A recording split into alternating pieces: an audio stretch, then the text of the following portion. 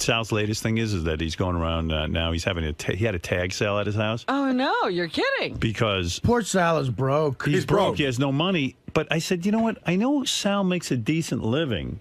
I'm not saying he's wealthy, but he makes a decent living between his stand-up and what he makes here. What's going on with him? And then you find out he's broke, but he went to the Seinfeld concert last night for $200 a ticket. He also complains, like, he'll tell me, like, oh, we're broke, and then he'll tell me that his wife bought a $1,400 handbag. Yeah. Well, of course he's broke. Yeah, that's how you get broke. But you got to hear about his tag sale, Howard. It's really funny. Should I have him come in? What do you mean it's funny? Well, he's funny about it. He's broke. He's got no money. So now he's What are they selling? Kids' toys, anything. Like they're selling the children's toys that they don't need anymore. Anything in the house, because he said. So how much did he make at the tag sale? I don't know how much he made, but he told me a black guy drives up to his house. So he tells his wife, "You go over because blacks like hot blondes, and you could sell them anything." Right. So I guess the guy's looking around, and I told that story about when my mom had a tag sale. People come. And no matter what you have something priced at, if you were giving away a Cadillac for $1, somebody say, "Can I have it for 50 cents?" Right. You know what I mean? Right. So Sal said he's got one of his kids' books there. You push the button, it makes sounds, everything, and it says $1 on it. So the black guy says, "How much?" And Sal goes, "Well, it says $1." And the guy goes, "Would you take a quarter?" So Sal goes, "Okay." So the guy goes into his pocket. Okay. He goes into his pocket, and he goes, "You know what? Don't have a quarter." Oh, my God. He goes, "Can I just have it?" So Sal's totally intimidated by him now, and he goes, "Sure, take it." Guy throws it in his car. Sal figures he's gone. He's out of my house. It's fine. The black guy left. Yeah. Throws his car, doubles on back to the tag sale, and he goes, "Got anything else for free?" Oh, my God. So Sal's now so intimidated by the black guy that he picks up a huge box of children's toys. He goes, "You got kids?" The guy goes, "Yeah." Sal carries it to the guy's car. I put it in his trunk. And I shut the trunk. And I said, "God bless you and your children. Have a good day." Because you're afraid of a black guy? He looked like Seal without the money. Right. He was big. He was, and he was dark. And I'm not big saying and dark? Yeah. And he had scars. And if they have scars, Oh, my God. it ain't from have scars? It ain't from falling off a skateboard. So, So you just emptied out your house and gave it to the black guy? Give him your house. yeah. And then and after all that, my wife has the audacity to say, "What the fuck did you give him a free What do bit you of?" mean the audacity? Of course. Well, I said he knows where we live. He just saw you. You're a hot blonde. He knows our house. He knows our. You want him to stab us? Get him out of here. I mean, I was just playing. I'm telling you, I'm not. Yeah, but Sal, he was intimidated. You're so He had an racially No. Hold on. Sal told me that when the guy said, "Do you have anything else for free?" he wasn't sure if the guy wanted to know if you had anything else for free or if that meant give me your stuff. Right. What do you mean you don't know? Dude, okay. There's two ways of saying anything for free. Hey, you have anything for free? Right. Or, got anything else for free? What's the difference? What does it mean? Yeah, I don't hear a difference. There's only one way to say no, though. Well, he's going to be back because you're a pushover. He knows Exactly. you That's can have what. What'd you think? You're an idiot. Maybe we should dump this for the replay. What's going to stop him from coming in your house at 3 a.m. and going anything else for free? Now? Right. My wife, take her. She's free. That ain't free. She's free to You go. look at all black people like the rabid wild No, animals. not at just all. wanna There were come other and black kill people you. that came and went respectively. No, there were old. Respectively. Respectively? Yeah, there were old white people who came and left. Right. Give them anything for free. Let me tell you, you want to find the next whack packer? Just have a goddamn garage sale. The most degenerate So how much money did you make on the welfare garage sale? recipients. Usually the guy throwing the garage sales the next whack pack. What'd you make? $140. And you spent $200 on the Seinfeld concert. I spent that 3 months ago on Seinfeld. What's going on with you? Are you? I really feel bad for Sal. I do. I lost, like I said, I lost about $225,000 in the stock market on margin, and then I had other bills, and I'm paying them off. I'm not doing that bad. It's just that we're kind of behind. You're behind the 8 ball. I was banking on some money, which thank you very much. Artie generously paid me, but it just came a little later than I thought. It had nothing to do with him, so I bounced about $400 in checks before Artie's check even got to my house.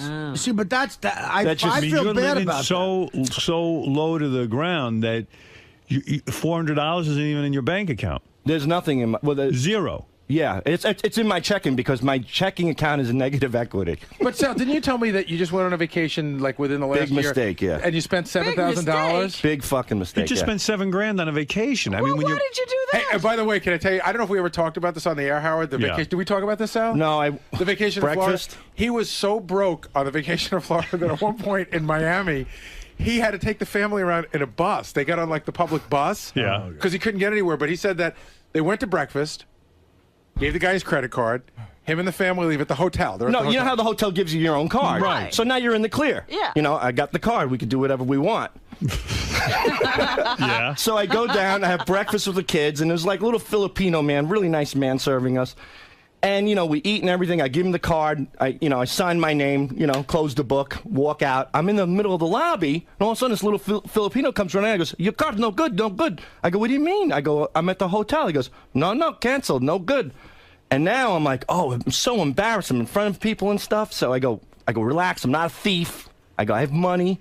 I go, I'm going to go to the ATM. The fucking little bastard follows me to the ATM with his apron on and his arms crossed.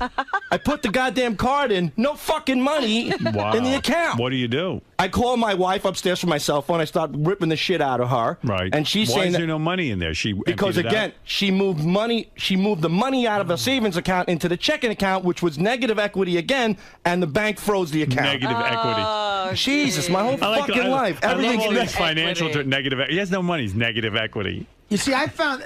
Negative equity. I found. Do you know what equity is, Sal? What is Of course equity? it is. What is equity? Equity is it's cash, it's securities, it's anything that's tangible. It's to cash. It's equity. But I was but in the account, the term that they use is your negative equity. If you're You're overdrawn right, is what you are. Exactly. You're broke. Exactly. I'm broke. Negative equity. No, but Negative so I'm in a- Hey, look, Mo, we've got negative equity. So now I Why, don't you knucklehead? Negative equity. I don't know what to do, so I have to call my mother-in-law, and she has to wire love money that. over. that's a fun conversation. While that- you're having the Filipino guy still stand at your elbow. I with love his that Then- Sal's job was managing people's money. Right. Then on top of Negative everything equity. else, my buddy Jerry shows up at this goddamn hotel, who I used to be in Wall Street with. He's a big shot, and I used to be pretty good. He's got his kids. He goes, "You going to the Sea Aquarium?" I go, "Yeah." He goes, "Yeah, I just rented the new Range Rover. We're going to take the kids wine shopping. What else?" And I'm like, this guy's going to ask me to chip in for gas. Fuck that. I don't want him to know. I'm dead broke right now in Miami with negative equity. So I go up to the concierge and I ask him where the bus is. We walk for about a mile and a half to get on the bus, which is interesting minorities on that thing. Interesting. We get on the bus. You know what, Sal? What you're finding out is what you have to be exposed to when you don't have money. Well, it's fine, Other but people. I tell Jerry that I don't want to jump in the Range Rover. I go, "We're getting a town car, you know?" Right. Yeah, right. We get on in the this bus. fucking beat this shit bus. All of a sudden, I see Jerry. He comes back. I don't know where he was. He's unloading the car. He's got a bunch of stuff. And we pull up Oh, the no. fucking bus. Do most of your friends ask you to chip in for gas whenever they give you a ride? Yeah, absolutely. Except for John Hine. You're kidding. Hey, Well, that's work, though. You John. got it. I mean, it's $5 a freaking gallon. You No, got but it. wasn't then. that's to work. But I'm saying when your friend gives you a ride on vacation, he's going to say, "Can He you was please give me going gas anyway. money?" I feel obligated to give him I something. see. All right. So you get on a bus. And that's it. I get on the bus, and then, like I said, a whole school, or whatever you want to call them, of these young, very intimidating-looking Puerto Rican kids get on the bus. So I'm sitting there, and my 3 kids are sitting on the chairs, and you think you were taking them into a Scared Straight episode or something. Right. And I swear to God, I must have tapped this young Puerto Rican girl's foot, just like that. And she turns around, she goes, "Yo, what the fuck is up with that?" Now I'm boiling, I'm seething, I'm dead broke. I got my kids on this bus, and I realize if I say one word, forget it. They're just going to fillet me like a fucking fish right on this bus. I'm going to go home in a body bag. And that was my. So you got yelled at by Puerto Ricans? No, not Puerto Ricans. A young Puerto Rican girl. They can get a little feisty, so Right. she was feisty. There you And let me tell you something. If I sympathize with them. If I drove that fucking bus every day, I'd probably be just as nasty and angry as they Sounds like it are. would have been a lot more fun to stay at home and save $70,000. It was, and then I lost all this money, so now I come home and I have no fucking money. Yeah, well, you're a fucking asshole. I When think you have negative equity, don't spend $7,000 on a vacation and don't spend $200 on Seinfeld Yeah, tickets. can you imagine the mother-in-law who's getting the call that they're down in Right. Florida on a vacation and they don't have any money and she's got to wire it to them? So You're embarrassing. like a migrant worker. No, I felt bad because Sal worked for me at Westbury Music Fair, and I told him, okay, the check will be there in a couple of days, but and again, this is I don't know if it's arrogance or whatever. You just don't assume that It's needed the that people that we badly. work with. Yeah. You did him a favor because Yeah, you'd you only did. spend it anyway. but I don't. I feel bad that you bounce checks because of that. I mean, Well, it's I'll not give you your the money, fault. but I It's- want to give you the money for the fine at the. No. But you did- I never. I don't need it. I really don't. I mean, I'll get ahead eventually. Because you get fined if you bounce checks, and I mean, you don't want to start bouncing. But checks. Howard, there's something going on. Even as far behind as he is, I don't know why. I mean, he's been here for 2.5 years. He's working every weekend. He said something really funny to me yesterday. He goes, maybe I ought to take the finances over for my wife. You think I should take that over? I'm like, well, you might want to take a Dude, peek why at don't it. you take a peek at it? He's right. I said, do you have a private account going on? Because I'm getting a little paranoid. I'm thinking she's building a little nest egg on the side. As soon as it gets big enough, she's like, hasta luego, asshole. All right. But I don't Hasta know. la vista. No, luego's another one. It Too. does. Yeah, That you works. can say hasta luego. I don't trust anything he says. But I really don't. but things are going good with the wife now. All right. Now that I'm dead broke, that's Even probably why though- she's so happy. She's probably got to the level she needs to be in that private account. No. All right. I don't know. I'm I'm sorry. sorry. It's depressing. But Colin Quinn opened up for Jerry. He did an awesome job. Yeah. And how was Jerry? I was not that impressed. He's good, but a lot of recycled stuff, It's like he takes his old material, and it's the same premise and just adds new jokes to it. It really wasn't that impressive. All right, Sal. Well, Sal, big stand-up comic himself. He's Oh, yeah. now- Hey, one last thing, And Howard. critic. and critic, right? One last thing. Sal was in the elevator last night complaining. The show was at the WAMU Theater downtown, and he was complaining about the Indian tribe that, the WAMUs that What owned the about theater. the I didn't know. I go to HSBC. I didn't know WAMU is Washington Mutual. So I'm in the elevator. So you thought it was an Indian? I thought it was like the Indian casinos, the reservations. So the WAMU Theater. right. So I'm in the elevator with Ross and 5 strangers Oh, dear. last night, and Yeah. he goes, where you going? I go, I'm going to see Seinfeld at the WAMU Theater. I go, these goddamn Indians, they own the reservations, the casinos. Now they're buying Madison Square Garden. So he turns around and goes, are you kidding me? I go, no, I'm not. He goes, no, are you kidding me with the Indians? He goes, You're an idiot WAMU everywhere. is Washington Mutual, you idiot. And all these strangers just start Everywhere laughing. you go, you're an idiot. Yeah. I tell you, you're goofed on constantly. You don't. Well- You seem like you got it together, but you really don't. I think I got it together.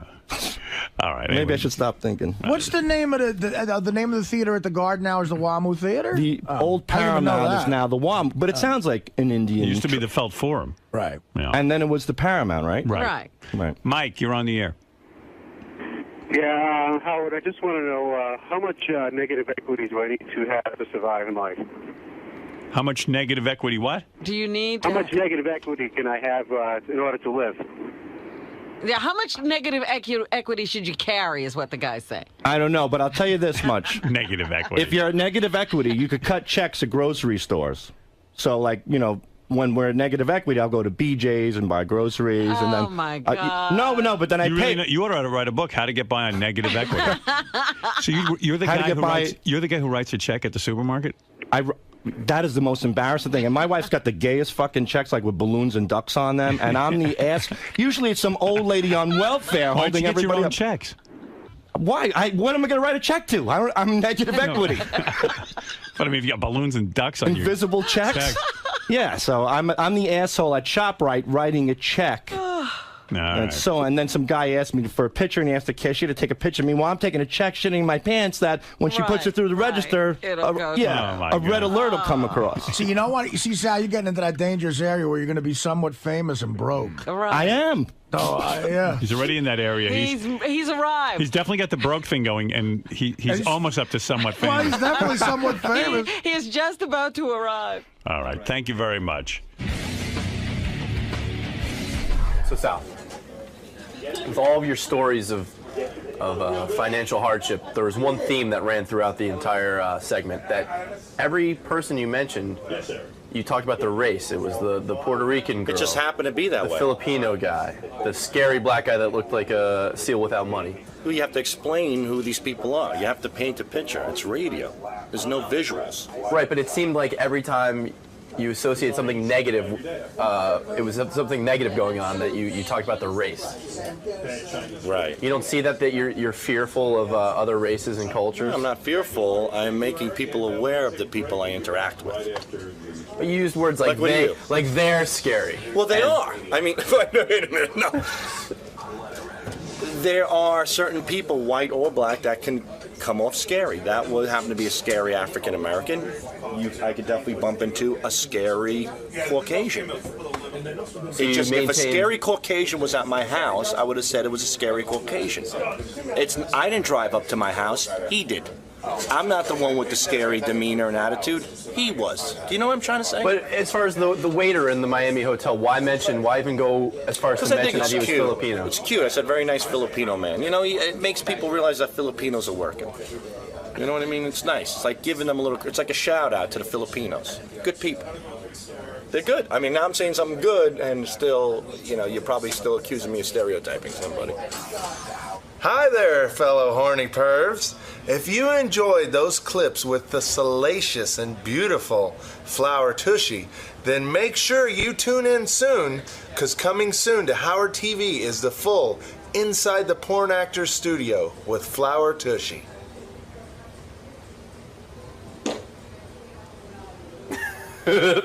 Nice.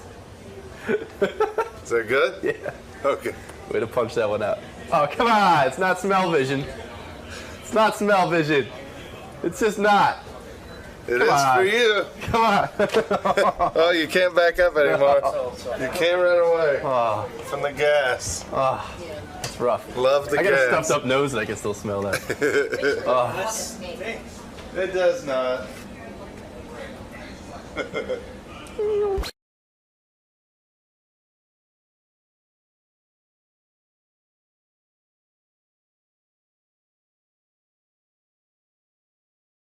He's here now. Oh, he's here? Yeah. What were all his movies? Do we have a list? Son-in-Law was a great one. Biodome. No, but there was Son-in-Law, and what was the one, the courtroom one? The Jury Duty? Jury Duty, that was a good one. There was another one. In the Army Now. In the Army Now. Yeah. But Son-in-Law is like the best movie. Fuck it. What was the caveman movie? Yeah, Encino Man. Encino Man. Encino Man and Son-in-Law. Son-in-Law is still great. I liked his movies. They're funny. They were funny. There was a lot of good ones. I thought Jury Duty was a scream. What was the one where he goes? That was the one where he goes home. The girl. Son-in-Law. College. Was that Son-in-Law? Son-in-Law is the one where he goes to work on the farm. No. That's one of my favorite movies. Me too. I love that movie. Hey, Howard, one other angle, something that Will brought up that I thought might be good. Like, I think that Son-in-Law was the one that made him a star. So he goes to Encino Man. Like, what's the trail like? Like he's saying now it's all blue collar. Like, what was it like? You go to Encino Man. Of course, you're a star now. So you got the trailer. How many assistants do you have? What's the setup there, and compared to what's the setup today? Right. That's good. Yeah, because after that one movie, he was like bankable. That's it. Oh my God, that movie made a lot of money. Well, but it probably didn't cost a lot of money. That's what, that's how you make money when you get somebody who's not established. You pay him nothing. Script. It was, it was probably one of those scripts that was laying around. So Yeah. that 37 people. Probably had Laurel He and seems Hardy to in be it. like constantly questioning what was the difference between him and Adam Sandler. Like, why did the Adam Sandler character work and he became this huge movie star, and then his character just kind of fizzled out? I got to tell you, it's not that far It's off. not that crazy a question to ask. Well, but that has funny more. because for me, it's like I love Adam Sandler, and Pauly Shore is like. But that has to do with me, not more like that Paulie's untalented. Like I don't understand Adam Sandler. Like I see no difference in those movies. Yeah, well, I mean, to me. But it sounds like that's a personal taste thing, almost. No, I'm saying. Well, I'm just saying that I don't think that that's far off. Yo, what's up, you guys? This is Pauly Shore, and I'm here on the Howard Stern Show, beautiful New York City. Howard's an old friend, known him for, I don't know, probably 20 years or so. And I'm here this time around promoting my new Showtime special that just premiered. It's playing the whole month, and it's called Vegas is My Oyster. And it's got Howard Stern's favorite friend, Andy Dix, on it. And Semi-Precious Weapons, Brie Olson, Amber Lancaster, and a great cast. It's like an old variety show. So I'm promoting that. Also looking for an assistant will work for Pauly.com, which is my website where I'm kind of right now looking for a personal assistant. Figured I'd go on the internet and get a bunch of freaks to see, if they wanted to, work for me. And see what happens. See what happens, yeah. Now, Howard's going to promote your project, but he's going to want to get into the personal side of things. Do you, That's why I'm here. Do you cringe at all when that comes up? After the last appearance, it was. I just felt good. You know what I mean? It was like almost like what's the word? Like I don't a cleansing. know. Yeah, it was like I was on stage doing stand up in like a small bar. You know what I mean? And I was able to kind of like get out a lot of stuff that had been kind of built up, for all the years for me and my family and stuff. So, but this time around, it's a different story. Things are a lot better. So, I think Andy Dick's going to take most of the heat this time. Great. Good luck today, Paul. All right, guys. Thanks. Bye. Pauly Shore is here, stopping by to say hi. Pauly just put out a project called Vegas is My Oyster. It's a it's going to be on Showtime all month long. Pauly, always interesting guy, hanging out here and there. He's Mr. Hollywood, if you ask me. He knows what's going on. Hey, Pauly. Hello. Yeah. Hi. I was reading in the notes, Pauly. Hey, how you doing? What's up? Good to see you. Nice to see you. Yeah. Hey, Pauly, what was this about? You were trying to get booked on the Chelsea Handler show. She wants nothing to do with you, and it was bothering you. Well, yeah, it was. Well, first of all, I knew I was coming to New York to hang out with you. Right. To be on the show. So, the thing that I know. What, are you out of breath? Yeah, what's going on? I'm just trying to say this in a proper way. Don't even be proper. Well, no, but I'm trying to keep it real, So okay. I'm trying to. I knew I was coming here, and I said to myself, maybe Howard can maybe help me figure this out. Go ahead. Because you come from a place of truth. I mean, you always kind of fucking just go right to it. Okay. So the backstory is basically about 5 years ago, when I was promoting a sketch comedy film called Natural Born Comics. My publicist from Rogers and Cowan called over to her and just said, hey, we'd really like to do the show. Pauly's a huge fan of yours. Right. Which I am. I think she's awesome. I think her show's cool. I think she's cool. I noticed there's a lot of Comedy Store comedians on there, so I felt it would be kind of an incestual, fun kind of, hey, you got the Comedy Store comics, blah, blah, blah. And she passed. Okay. And I was cool with that. I was like, okay, no problem, blah, blah, blah. She's not feeling the Pauly thing. Wasn't, yeah, she wasn't feeling with it. So then I said, well, cool, let's just find out why so I know, maybe... Maybe I can improve. Yeah, maybe I can... maybe I can, change some of the wheezes up or something. Right. Don't say grindage fast. In other words, were you willing to take criticism? You were willing to, in other words, hey, look, Pauly doesn't fit our show because... Right. Okay. So then I know... it's almost like you're dating a girl, and after a while, what's the reason? Okay, cool. I just want to know. Yeah, I have a crooked penis. Okay, right. I don't want to be. I don't want to be fucking part of your life. I'm like, it's all good. So she didn't give a fucking reason. There was no reason at all. And then this time, and then even Adopted, when what I came out, she didn't give a reason. She didn't respond. She was like, there was dead silence. It was like white noise. Well, maybe she felt funny saying, gee, I don't think Pauly's funny, or I don't think Pauly is relevant, or whatever. What could the answer be? Yeah. I mean, let's face it. The answer is either she just doesn't think you're funny, or she thinks it's over, or some kind of thing like that. Well, then that's okay. Right. But then have her say it. True. You need an explanation. Yeah. Well, maybe she didn't feel comfortable about it. I could get that. You know what I mean? What is it, Gary? Because you get involved in a lot of this. Yeah, because this happens a lot with me. So a lot of times people want to get a hold of Howard directly, but Howard doesn't want to deal with the booking of the show. So the odds are that Chelsea may not want to have you on, but she may not want to tell you that because you never want to shut the door on anybody because she may not want you on the show now, but in the future, there might be a reason to have you on. Yeah, but this is 3 years in a row. But, Pauly, you just have to accept that you're not doing that show. Yeah. You just we'll have you on. Yeah, I know, but I just want. But here, I haven't finished though. Go ahead. Good. This is good. So I went. So Adopted came out last year. Right. Did well for me, and I thought that would be. Hey, maybe I can go on there. For that. Maybe now you're good enough. Yeah, because I'm, adopting black babies, and that's funny. Right, it was cool. I talked to Eddie Murphy the other day about it. It was a great, classic conversation. Where did you see him? I saw Brett Ratner at the Playboy Mansion. Yeah. And he came up to me because I guess Brett just finished a film with Ben Stiller and Eddie Murphy. And it looks good. It looks funny. It looks really funny. So Brett came up to me, which he never does, because usually I'm coming up to him. Right. You're usually annoying him. Yeah. And he said that Eddie Murphy didn't stop talking about Adopted. Really? Yeah, he just loved Adopted. Oh, so you didn't get to hear that from Eddie himself? No. So he told me to call Eddie, so I talked to Eddie on the phone. Oh, no kidding? Yeah, I talked to him. It was pretty funny because I was in... You called Eddie to get compliments on Adopted? Well, he wanted to talk to me. And so when you called him, how long were you on the phone with Eddie for? For 15 minutes. But it was the best. I was in a fucking parking lot at Office Depot in like fucking Charlotte, North Carolina.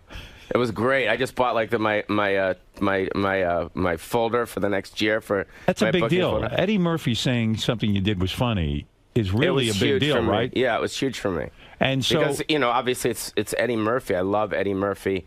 And now, if Eddie Murphy likes me, why the fuck doesn't Chelsea Handler like me? Right, you think they go what hand the in fuck? hand. Did you say to Eddie, why don't you call Chelsea Let me finish Handler? with this fucking thing. All right, go ahead. Okay? Yeah. So I'm, you know what I mean? So they just don't tell me a reason. And I don't think it's like, because for Letterman, like, we'll reach out to Letterman, but he says, we love Pauly. Right. We want to have him on, but this particular project doesn't work. Regis and Kelly, same thing. Right. I'm friends with the booker over there. They're like, we love you over here, but we can't promote Vegas as my fucking oyster. Right. Or adopting black babies. It doesn't work for them. They want something more wholesome. It doesn't, right. So, but Chelsea's perfect, and I love her. So she... See, I always assume, I would never make, I'm being honest. If a show didn't want me on, I would never make the call to say, I need to know why. And I'll tell you why. I just assume they're not into me. Right. You know what I mean? I just go, okay, I don't need an explanation. Yeah, but they're not into me. They don't want me on. Right. So of course, everybody wants me on. So I never have had that. You never have to make that. I've never been in that position, but that's how I would be. Yeah, but I think it's personal. I think it's something that I did back in the day, like I jerked off on her. Or that's possible. Well, that's what I'm saying. And back in the day, I was so fucked up that I don't remember half the shit I did. Maybe I was an asshole at a party. Seriously, maybe I was an asshole at a party. And it's something. I think people in Hollywood don't care what you do to them as long as they deem you hot. Yeah, You're if a Tom hot Cruise commodity. Jerked off on her at a party. Right, she would love it. On. Right.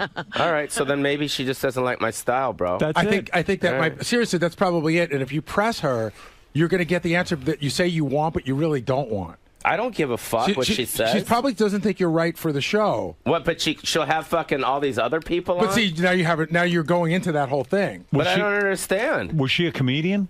Yeah, she's a comedian. So did you treat her badly at the comedy store? I don't know. That's comedy what I'm club? trying. That's all I'm trying to figure out. Maybe, Right. or if she says she doesn't like me, that's cool too. Right. But she doesn't want to say that because you never know when she might need to have you on if something changes in your life. And plus, she doesn't want you walking around going, you know what, Chelsea Handler hates me. I don't give a fuck. Well, I'm cool. A lot of people But hate she me. doesn't want that. That's what I'm thinking. I'm trying to help you here, man. So, anyways, I don't shoot wrote the messenger. I wrote her assistant a personal email. You're not giving up. I wrote her a really nice email. Hey, I reached out. I would just like to have a conversation with her. It's all good. Like she doesn't. And no response. Paulie, who in their right mind? Nobody's even responding. But Paulie, who in their right mind would want to get on the phone with you and explain to you why you're not right for the show? I wouldn't want to do that. No. It's not about the show. It's about my personal situation with her. If I did something to her Why do you personally, think it's personal? I don't know. It probably isn't.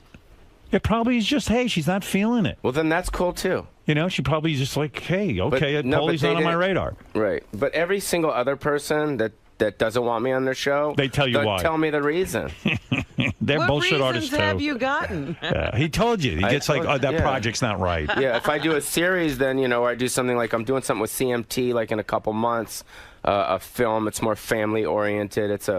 What's it like doing that. films now? Because I just was saying before you came in here, I was talking to Gary and Will and stuff, and we were just having a conversation. I said I love Paulie's old movies. I loved the movie Son-in-Law. Mm-hmm. I thought it was a terrific movie. I still watch it whenever it's on. I watch it. You know what I mean? I'm and going you around love the dot. the one where he was on Jury Duty. Jury Duty. Love Jury Duty. Jury Duty is funny. Stanley Tucci was fantastic in that. Not every movie was, the greatest movie. I had my favorite Pauly Shore movies, but there were 2 or 3 in there out of like maybe 6 that I can think of that I thought were home runs. So what the fuck happened? I mean, you're still working, you're doing your thing and all that. Maybe I jerked off on people's feet. I didn't know about it. No, but I mean, no, I didn't know. Seriously, I just think at the end of the day, it's the box office. I think that the bottom line is did the box office? No, the box office went down. I think that's just like you said earlier. What was your first movie? Your first big movie? It was Encino Man. But and Encino Man happened after the Pauly Shore show on MTV. Kind of during that time, yeah. And you got discovered on MTV how? How did you end up on MTV in the first place? I did. That was your big break. Yeah, it was spring break, and it was our friend Joel Gallen. Yeah, Joel. Joel Gallen was producing and directing a special called Five Funny Guys. Yeah. And I wasn't one of them. You weren't the funny guy. So wait a second. I was hosting it. Right. Yeah, I was. How did you get hosting it. discovered for that? Did you try out? No, I'll tell you about. There was a lady named Drew Wilson at MTV. Who was the head of talent at MTV. And my manager at the time, a guy named Terry Danizer, brought Drew into the Comedy Store, and she saw me perform. You were doing a stand-up. Yeah, and she saw me perform, and she said he's really funny. And then they had brought me down to Spring Break MTV. It was back in the late 80s, early 90s, and it didn't go so hot. So then I kind of went back to the drawing board and developed, and that's kind of how it started. It didn't go well on MTV. At all. It bombed. Bombed bad. Doug Herzog was there, and it was just like, because it was live. If you remember back in the day, MTV Spring Break was live. Right. So it was a huge, huge thing, and I was nervous, and Corey Feldman was there. I remember even like me and me and Christian Slater. Right. Right. We're not getting any pussy, and Corey Feldman was getting all the pussy. Boy, how things change. I agree with it. Me and Christian Slater, I swear to God, we're sitting in our fucking hotel room at the Marriott going, this fucking cocksucker with the fucking Michael Jackson face and a glove is getting all the pussy, and we're not getting shit. Yeah. There was a time you didn't. I mean, you're a legendary coxman. I mean, you've gotten lots of pussy. And when you were doing movies, was the pussy different? Like, were you getting into like... It seems more now. More now? Yeah. You haven't slowed down a bit? You go to get pussy at the Playboy Mansion, No. It seems more now just because I'm not as... I don't want to use the word desperate, right? But I'm not like chasing it as much. It doesn't mean as much to me. I'm 43 now. But a lot of... You look good. Yeah, but at the Playboy Mansion, you got kind of wrapped as the guy who all the playmates fuck. So you had to back off that well, right? I mean, you tapped that well way too many times. I don't know. I think so, right? I mean, that was the... Paulie, you go to the Playboy Mansion and then you end up sleeping with Paulie. It was almost like a joke at that point. You had to. It was like mandatory. Christ, right? That's Seriously. Cool. But it was for a while. Having sex with me? That's not a joke. But I'm saying you got all the playmates, so the girls start to talk among themselves. Like, Paulie fucks us and then dumps us. Right? I guess. And I always liked your rap on sex. You look at guys like Tiger Woods. You look at guys like Arnold Schwarzenegger. And you say, you know what? At least I'm honest with a woman. Yeah. I don't marry them and then fuck people behind their back. Or lie or say I'm doing this. No. No, you've always been honest. Yeah. That was the one thing, like I told you, I think last time I was here, that I didn't like about my dad. You know what I mean? Is that he wasn't honest? Well, no, because he got in this relationship, you know what I mean, and he didn't want to be. He was never happy. He was never happy with your mom? No, because he was, on the road with Elvis and all these people, and he wanted to have fun. He wanted to live the lifestyle of a comic. The lifestyle that I'm living. So I just don't think the two worlds mix properly. Right. You felt your father was a hypocrite. And that's why you see a lot of these rock stars with these wives, and you see them on these reality shows on VH1. They look fucking miserable. They do. These wives, because they know their husband just went and fucking got blown by like 3 groupies in the back of their disgusting tour bus. You're right. They just look... So where people say, oh, Right? Paulie's gross because he fucks all these girls, Paulie isn't gross. He's being honest. Right. You're living that lifestyle. And are you in a relationship now? No. It's hard for you to be in a relationship because you're banging a lot of girls. No, that's not it. What's going on? I'm just into my work, man. I'm into my work. When's the last time you got laid? I don't know, 2 days ago. Oh, 2 days ago. Oh, He didn't say he wasn't getting laid. Oh, I see. You're not in a relationship. You met a girl 2 days ago. No, she's staying at my hotel. Oh, so she's a girlfriend. She's a girlfriend. Right. She's not my girlfriend. She probably sees other guys too. Right. But she's my friend. We get along. You got it all figured out. And I don't mean that facetiously. You really do. But you have to ask, how does he maintain that emotional distance? You never just get so involved and Yeah, how do you do want to that? possess and My all that emotion stuff. goes into the stuff that I'm working on. You know. But That's when what it comes to women, do you ever get attached or needy? Or back in my 20s, I did a lot. Yeah. Very miserable. Do you ever date anyone super famous? Or has it always been I told you just a while ago, just Kylie Minogue. Kylie Minogue? Yeah, that was That's a pretty big score. Long time ago, yeah. Did you fall in love with her? Mm-hmm. Loved her. I loved her so much that I flew to London. I flew to London where she was performing, and as I was flying to London, she was flying to L.A. to meet her new boyfriend. Oh dear. Oh God. I guess you know. Well, she dumped you. I guess the deal is if guys are ever texting their girl or vice versa, and you're not getting a text back or calling them, that pretty much means I don't want to go out. That's the pussy way out. So You know girls what I are mean? as scummy as guys. Guys will do that a lot too. They're just sort of never No text, nothing. no call back, and Right. stuff like that. But the thing is, it's like, you know, it's just, you know, I think that's, you know. Would you have married Kylie Minogue? Do you think?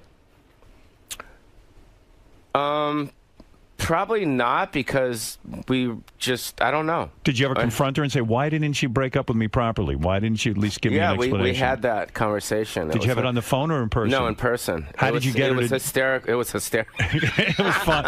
It was hysterical for her. No, it was hysterical because... Wait, put on your headphones because that's your mic. Sorry, I'm just getting crazy here. What's the matter? What are you doing? What are you doing? Put your headphones on. There's a microphone in them. All right. What happened over there? You get nuts. No, what happened was she was dating some guy named Stefan, right? Who was the music video director for the Chili Peppers, right? What's the matter with you? No, I'm just thinking back. I have to fucking think about it, dude. What the fuck? Let me think about this shit. Okay, so yeah, so I was, you know, I flew to London, and then as I got there, Stephen Baldwin was filming a film out there in London. Boy, that goes back a long way. Stephen Baldwin was making films. Yeah, and he was filming a film in London. I think it was some film out there, and I found out through her friend that I became friends with on the set that she had flown to Los Angeles to spend time with her new boyfriend, Stefan.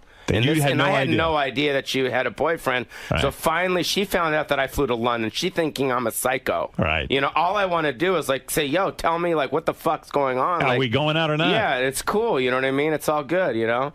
So then finally, she hit me back, and she said she's in L.A. and she's like nervous.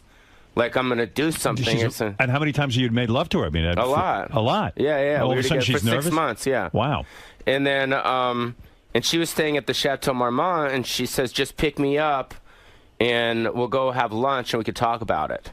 Yeah, because she wanted to be in public with you, so you couldn't beat her up, kill her. Yeah, exactly.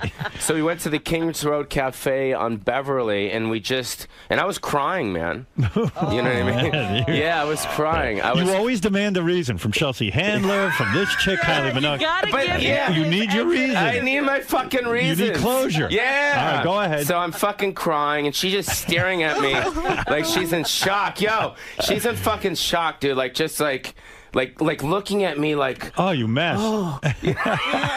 How did I go out with you? Yeah, right. So she's crying, and I mean, I'm crying, and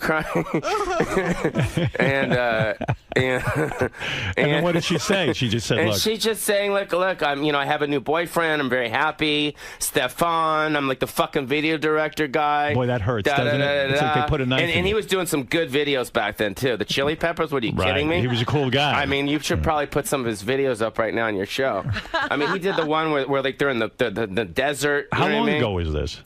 This was in the late 90s. Wow. Yeah. So, Kylie Minogue was hot. Yeah. Was she great so in that bed? was it. So then basically I dropped her off and I had let go and everything was cool. Was she great in bed? Was that it too? She was awesome. She seems like a freak. But we forget about her in bed because it's not about her in bed. Her as a person was awesome. No kidding. Like it was like one of the first times that I actually dated a girl. When she spoke, I actually listened to what she said. Seriously. That's amazing. Because she is so fucking awesome. Like everything about her. And I didn't know who she was, which was cool. And How'd she you didn't meet know her? who I was. She was in Biodome. Oh. Yeah. Well, what do you mean she didn't know? You were the star of the movie. Yeah, but she didn't really know who I was. She's from England and Australia and all She that knows shit. you're in movies. She knows you're the star of a movie. Yeah, but she wasn't familiar with your favorite film. Right. Yeah. That's right. But she was that special someone who you could really connect She with. was awesome. I saw her in I Vegas loved at a her. concert Yeah. just recently. And she's got some following, Kylie Minogue. Yeah, she's great. She's great, and I love her, and I miss her. And I saw her, I think, a while ago. I think it was in the early millennium time where we were doing TRL or some shit. Right. And I saw her there, and it was cool. She was cool. She's awesome. So take me back to your career. You're on MTV. The first time you go on, you bomb. You sucked. Mm-hmm. It didn't work out. Doug Herzog, the head of MTV, sees you and goes, "This guy's fucking bullshit. We don't like him. We get rid of him." Yeah, So it meant I wasn't ready. How'd you get back So then on I MTV? just went back to the drawing board and started developing my stand-up. Right. Like for about a year, and then I fucking just You worked came up, hard. You went to the I worked clubs. really hard. right. Yeah, I worked hard. Came up with some great, I had a thing where, hey, you better get into me. I'm the future of America. What's going to be in 10 years Spanish? You take your driving test in Spanish, English, or dude. Right. Instead of You developed a true, whole false, character. totally not even.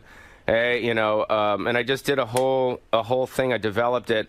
And then a manager guy named Rick Messina, who I think is the manager of Tim Allen and Drew Carey was doing a show at the Laugh Factory called Comic Strip Live. Yeah. And John Mulrooney, remember John Mulrooney? Yes. Yeah, he was John Mulrooney was the host. And then I went on Comic Strip Live. It was on Fox. Right. And I fucking killed. So Just they saw that at yeah, MTV. and we took that tape and we sent that to MTV. They said he's ready now. So then I went back, and then the first thing that I ever did on MTV, remember Randy the Redwoods? Yes. Yeah, I did a thing similar to that, which was called, it was like these little vignettes. I remember. Yeah, and they were called, it said totally MTV at the end. And it was basically me with a gangster, me with the football players, me with the real estate agent. And it caught on. Yeah, and it caught on. It was these little like 30-second vignettes, and it was so fucking funny, dude, because I remember I was doing... I was performing down in Tampa, Florida, with Jonathan Katz. Remember Jonathan Katz? Yeah. Remember him? Yeah. What is this, a test? No. I'm just. I remember all these guys. I mean, come on, man. Right. So I'm down in Tampa and I'm performing down there, and then I all don't of a even sudden remember Jonathan Katz. I just don't want to slow you down. Yeah. So you're performing down there. So I'm performing down there, and all of a sudden I'm sharing a condo with him, with Jonathan Katz. Right. And all of a sudden my videos come on MTV, and I fucking went crazy. I was like, holy shit, this is awesome. Now it's And then happening. it's all MTV happening. was big. Yeah, and then Jonathan Katz left the condo. He's like, I got to get a new condo, because he didn't know who I was. Right. So how And do that you was get the into the first time. movies then? Someone approaches you and says, "Hey, your characters are really taking off It was on MTV." Peter Paterno. And Peter Paterno. what was the first movie? It was Encino Man. Peter Paterno brought in my Totally Poly tapes to Jeffrey Katzenberg at Disney. I see. Yeah. And then Jeffrey Katzenberg had Encino Man, and then we rewrote Encino Man. who was the guy? Fraser. Brendan Fraser yeah. was the prehistoric dude, right? Yeah. You go on the set there. Is that when things get out of control, when that movie hits? And then that movie made, how much money did that movie make at the time? Do you remember? I don't know, probably like 60, 70 million. 60, 70 million, and that wasn't an expensive movie to make. No. So all of a sudden, now you're a fucking Hollywood commodity. I got, on my deal, I got, I mean, I don't want to say I got fucked, but I mean, once Jim Carrey started getting $20 million a movie, I was like, how the fuck am I making da-da-da-da, which Right. wasn't, What were you making? Not a lot compared to What'd that. you get for Encino Man? Not a lot. It was like a 3-picture deal. I signed a 3-picture deal with Disney, and it was Encino Man, and it was just like they bumped up a certain, Did you make $300,000? Yeah, well, more than that. $500,000? Probably around that. And you figured the movie made $70 million. Yeah. Probably more. That was just, Yeah. And there was no back end or But I got anything, just, $70 million worth of vagina off it. You did, huh? So Did all hell break loose? No, it was just, it was I don't know, it was a good time, you know what I mean? It was And all of a sudden it's like, hey, I'm a Hollywood player. Did everyone start I sucking was your young. balls? I was young. I was like 24, 25, you know what I mean? So What was the second film? And then it was Son-in-Law. Son-in-Law. And that Yeah. made a lot of money, didn't Yeah, it? Son-in-Law did well because it kind of took me out of the kind of MTV audience and brought me into more of a mainstream audience. You were a leading man all of a sudden. Yeah, it was I was very lucky with that one. Who's the chick in Son-in-Law again? What's her name? Carla Gugino. Did you fuck her in real life? No. That's interesting. Yeah. Why not? She had a boyfriend. Oh. He was on the set. She was a good-looking girl. She's awesome. She was great. You know, it was funny when we were doing that movie, Ashley Judd was almost going to play her role. And what happened? Disney wanted Carla. I see. Probably would have fucked Ashley Judd. Maybe she didn't have a boyfriend. Right. Right. So Encino Man hits. And how much money did, not Encino Man, when Son-in-Law, how much money did Son-in-Law make? I'm not quite sure. But it was a big hit. It was around that, yeah. It Around was $70 million. Not that much. It was less than Encino Man. Every movie I did started making less money is what happened. I see. Yeah. Yeah, by the time we got to Biodome, we were done. Finished. Was that the end? That was the end. What about In the Army? That was a good one. That was good, too, but it made like 30 or 40 minutes. It didn't make as much. So were you in a panic at that point? Did you freak? I didn't know what I was. I'm trying to think. Was I freak? No, I was. I just like to work. You know what I mean? Right. It wasn't like I was so consumed. The movies you do now, though, is it different? Like in terms of like, oh shit, we don't get that French service, we don't get the good meals, we don't get the truck. I mean, now it's probably like making a movie nitty gritty. You know what I'm saying? Like now he's selling blood. Right? Yeah. Are you selling blood to make your movies?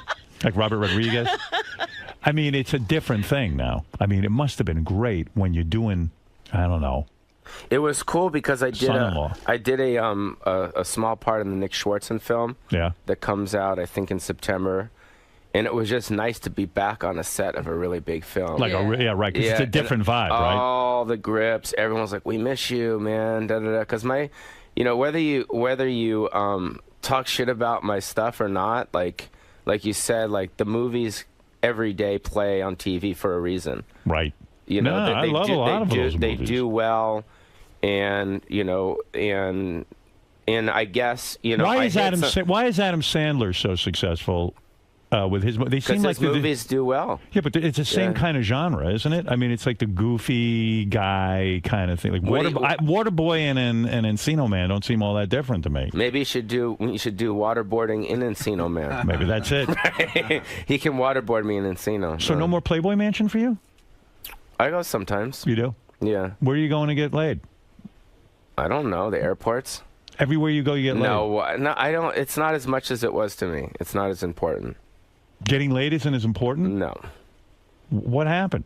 I'm just not that interested in it. It's not as much. I think it's my, what's it called when you get older? My mojito? What's it called? Libido, yeah. I think Your mojito. My mojito. No, I just think when you get in your 40s, your interests change. You know what I mean? In the last 3 months, how many different women have you had? Be honest. Sex or? Sex. Just sex. Just sex. Jesus, I don't know. You don't not even like no, not that much. Sex? Shit, I don't know. 3 months? Yeah. What Well, month are we in right now? Right now, it happens to be August. All right, I know that much. I don't know. Maybe like 4. 4. That's a lot of girls. Really, dude? For a guy who's not that interested, that's a lot of. Isn't that a lot of girls for a dude who's not interested? Absolutely, he's not interested. So I only had 4. It's only 4. It used to be like 24.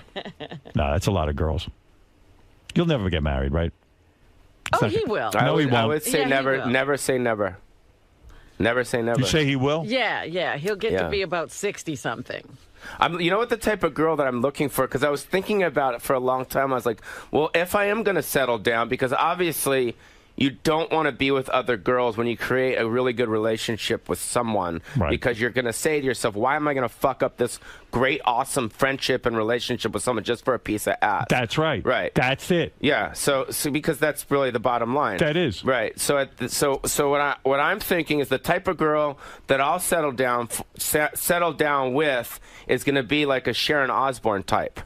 A manager Yeah. but isn't that more of like a mother type? Like well, someone what's wrong with that? What's wrong with that? You want someone who can manage your career. I want someone to be the yin to my yang. Right. I don't need like a Playboy model, but one of those type of girls. Because those girls are fun. You have a great time with them. You enjoy each other's company, but you kind of keep it, Well, what you're saying is, you're looking. If I'm really going to settle down, the Playboy model is looking at you to take care of her. You're looking for a woman to take care of you, almost like a mother. Right. I see him like Groucho got married when he was 100. All these guys, they're almost decrepit. They can't walk. Then they hook up with a girl. Back in my day, we fucked lots of girls, but now, of course, I'm with my wife.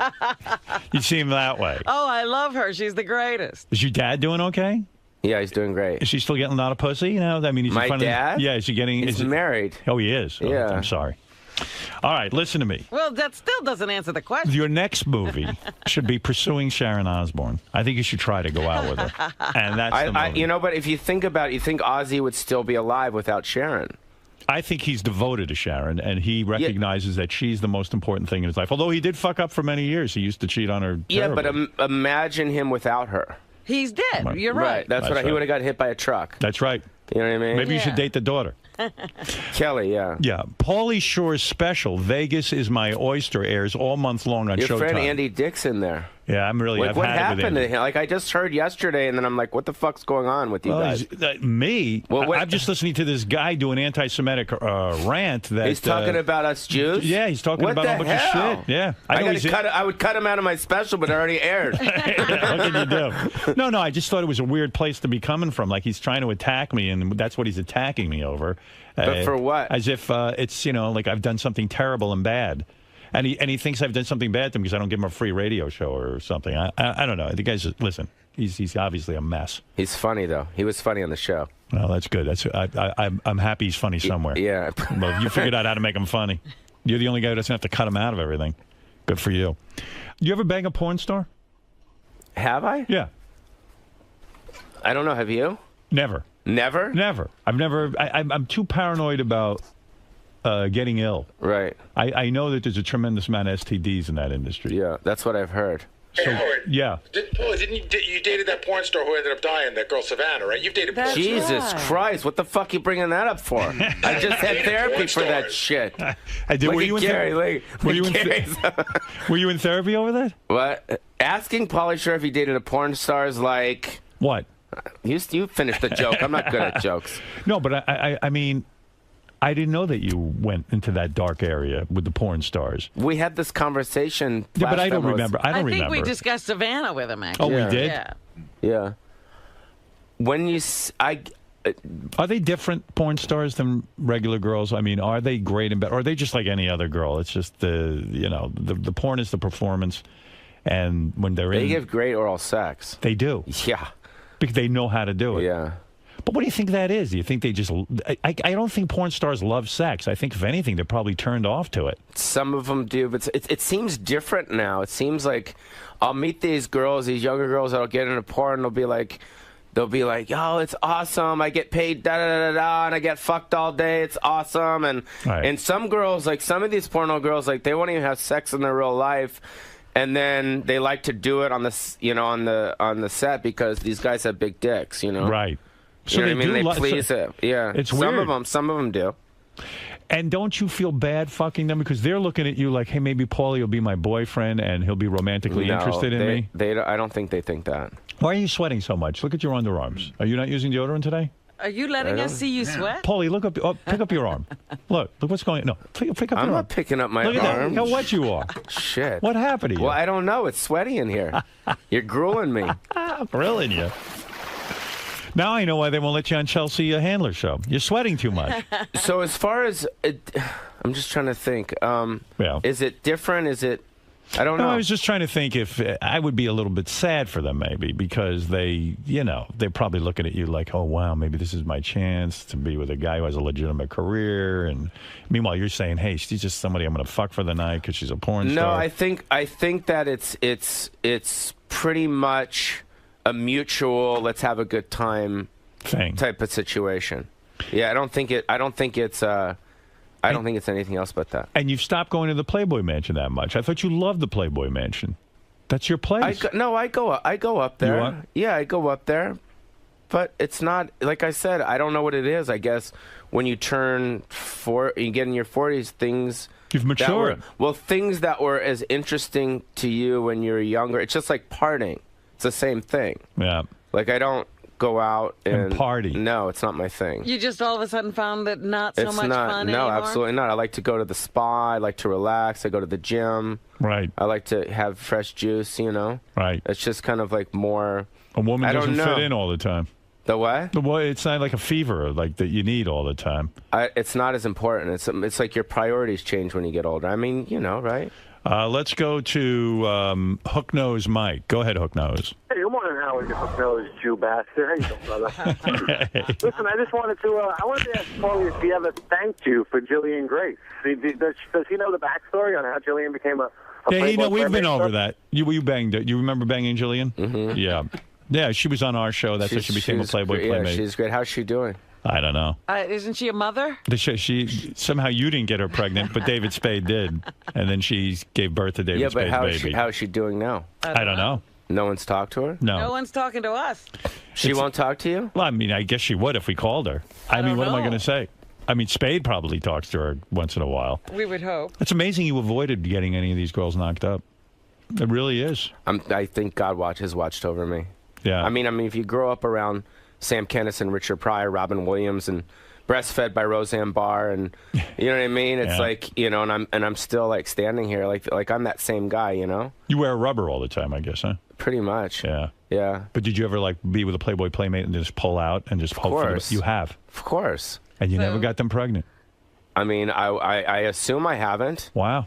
Because I would What a probably lucky know. thing. Dodging those bullets. What's with you guys? What happens is when you, I guess when you know that pre-cum is coming out. Yes. You got. But you don't know when pre-cum is coming. That's According the to what problem I've with read, pre-cum. Pre-cum comes out sometimes and you don't know it. Like, guys think they're holding back sexually, and they know when to pull out. But things can drip out, evidently. Well, you got to pull the pre-cum out and make sure that they, How do you do that?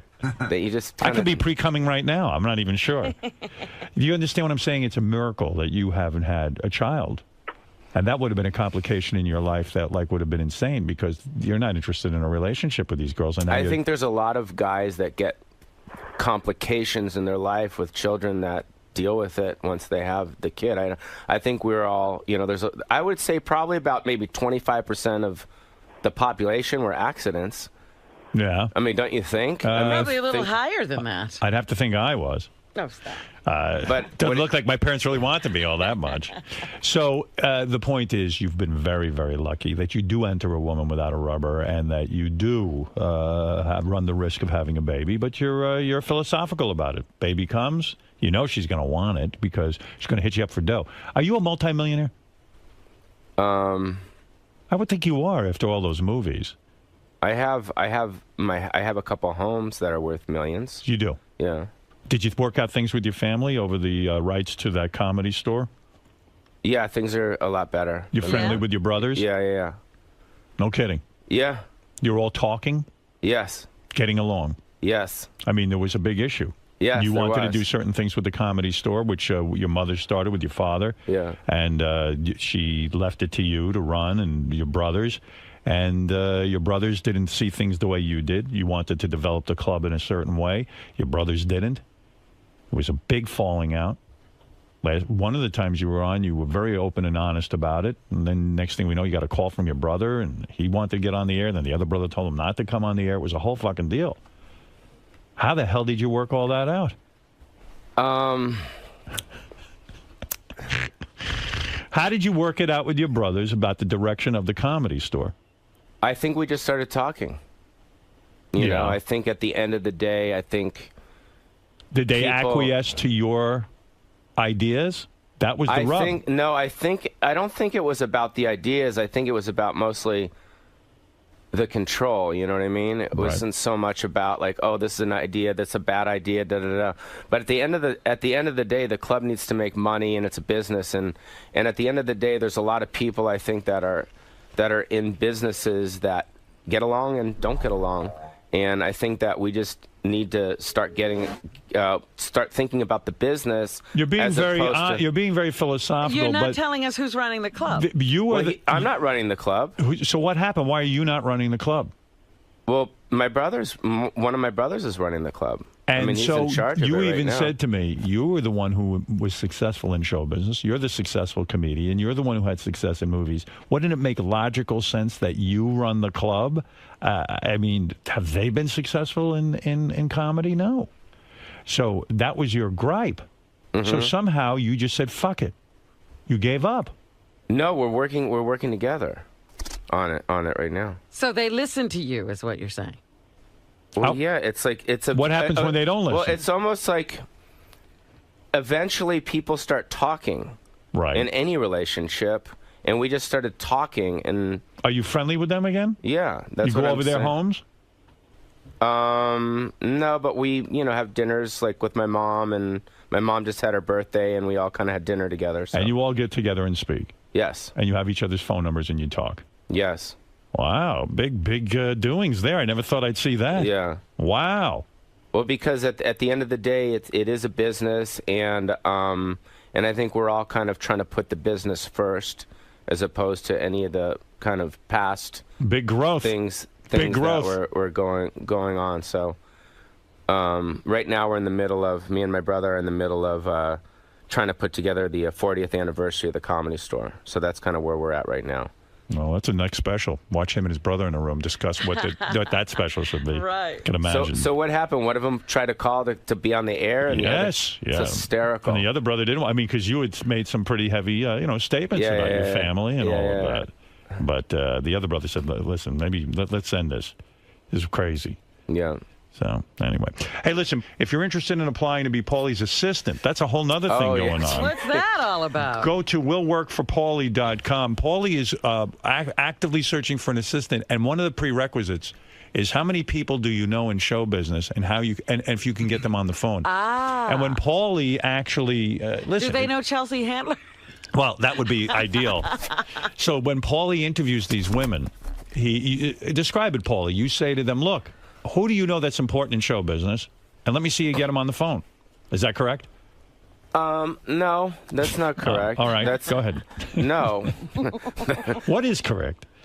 It's basically it would be cool to, I guess, work with someone side by side with you that brought something to the table from their past. Right.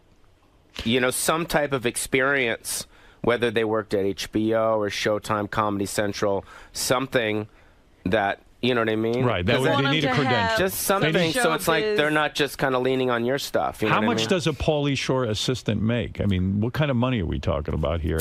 What I usually do is I like to get their job history. Right. To see what they did and see their resume and see where they were before and how much money they made before. And I usually, if I like someone, I kind of go by that. And what does someone have to do for you as the assistant? Do they sit there and take dictation? I mean, what is it they do?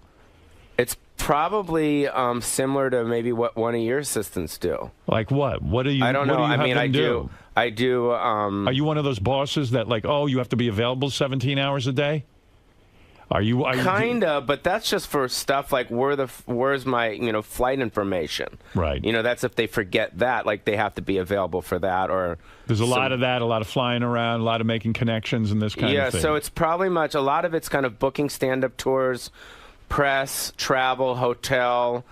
On that, a lot of it is a lot of detail work. Yeah, a lot of it. I have a couple of houses. So there's stuff on that. There's tenants living in one house. I'm just leasing out another house. So it's personal life and professional life. Stuff. And then there's a lot of production stuff. So they'll kind of help oversee the deliverables. For instance, on Vegas is My Oyster, right, with Showtime. A lot of the what other stuff is there? The social media stuff. Sounds like a person could make $17,000, $18,000 a year doing an important job like that, right? I don't know. No, really. What do you pay an assistant? What figure do you have in mind? I mean, that sounds like a lot of work, quite frankly. You're sitting there and putting your schedule together. Yeah, it sounds like you'll never see home. Yeah, well, I mean, it sounds like you're one of those guys who expects everyone there with them 24 hours a day. So what kind of money are we talking about? Let's be frank. Well, are we talking over $100,000 a year? No. All right. What are we talking about? But like I said, I don't. Everyone's different, so I don't say okay, they're going to get this, because if it's some kid out of college that wants to learn everything, I'm not going to give them that much. Can they make as much as $60,000 a year? No. Oh boy. Can they make $50,000? Yeah, probably around somewhere around there. All right. How personal does it get? Do you ever fuck your assistants? Do you ever have sex with them? No. Never. No. What do you mean? What do you mean? No. You fuck everyone else. Why not fuck your assistant? Oh my God. I mean, for God's sake. No. No. All right. But also another thing is a lot of these assistants, they'll have like a small team of people under them to kind of come in daily once in a while. So they'll kind of manage other people that come in. So it's like if I have a shooter, an editor, a graphics person, they'll come in once a week, and they'll kind of just organize that. So the assistant's job is really to kind of manage my stuff, but kind of oversee a small team of people. All right, sounds like a lot of work. At $50,000, you got to really earn your keep with the Paulie Shore organization. Well, it's I mean, at the end of the day, you know, if it's not a financial thing, then they're learning a lot of stuff. So. All right. Well, sounds like you need an illegal alien is what you're really looking for, honestly. But we'll see. Would you have a male assistant? Or was most of my assistants are male. Oh, most of them are men? Yeah. That's why you probably don't fuck them. I get it. So what do you think about being my personal assistant? About who? Anyone. Do you think it would be something good for someone, or? I mean, excluding the money situation. The personal assistant thing is very funny to me because I think some people expect that person to become everything to them, and you know what I'm saying? Like, yeah, I don't know what kind of boss you are, but there are certain guys who think for $50,000 a year you own that person and you should have them around you 24/7.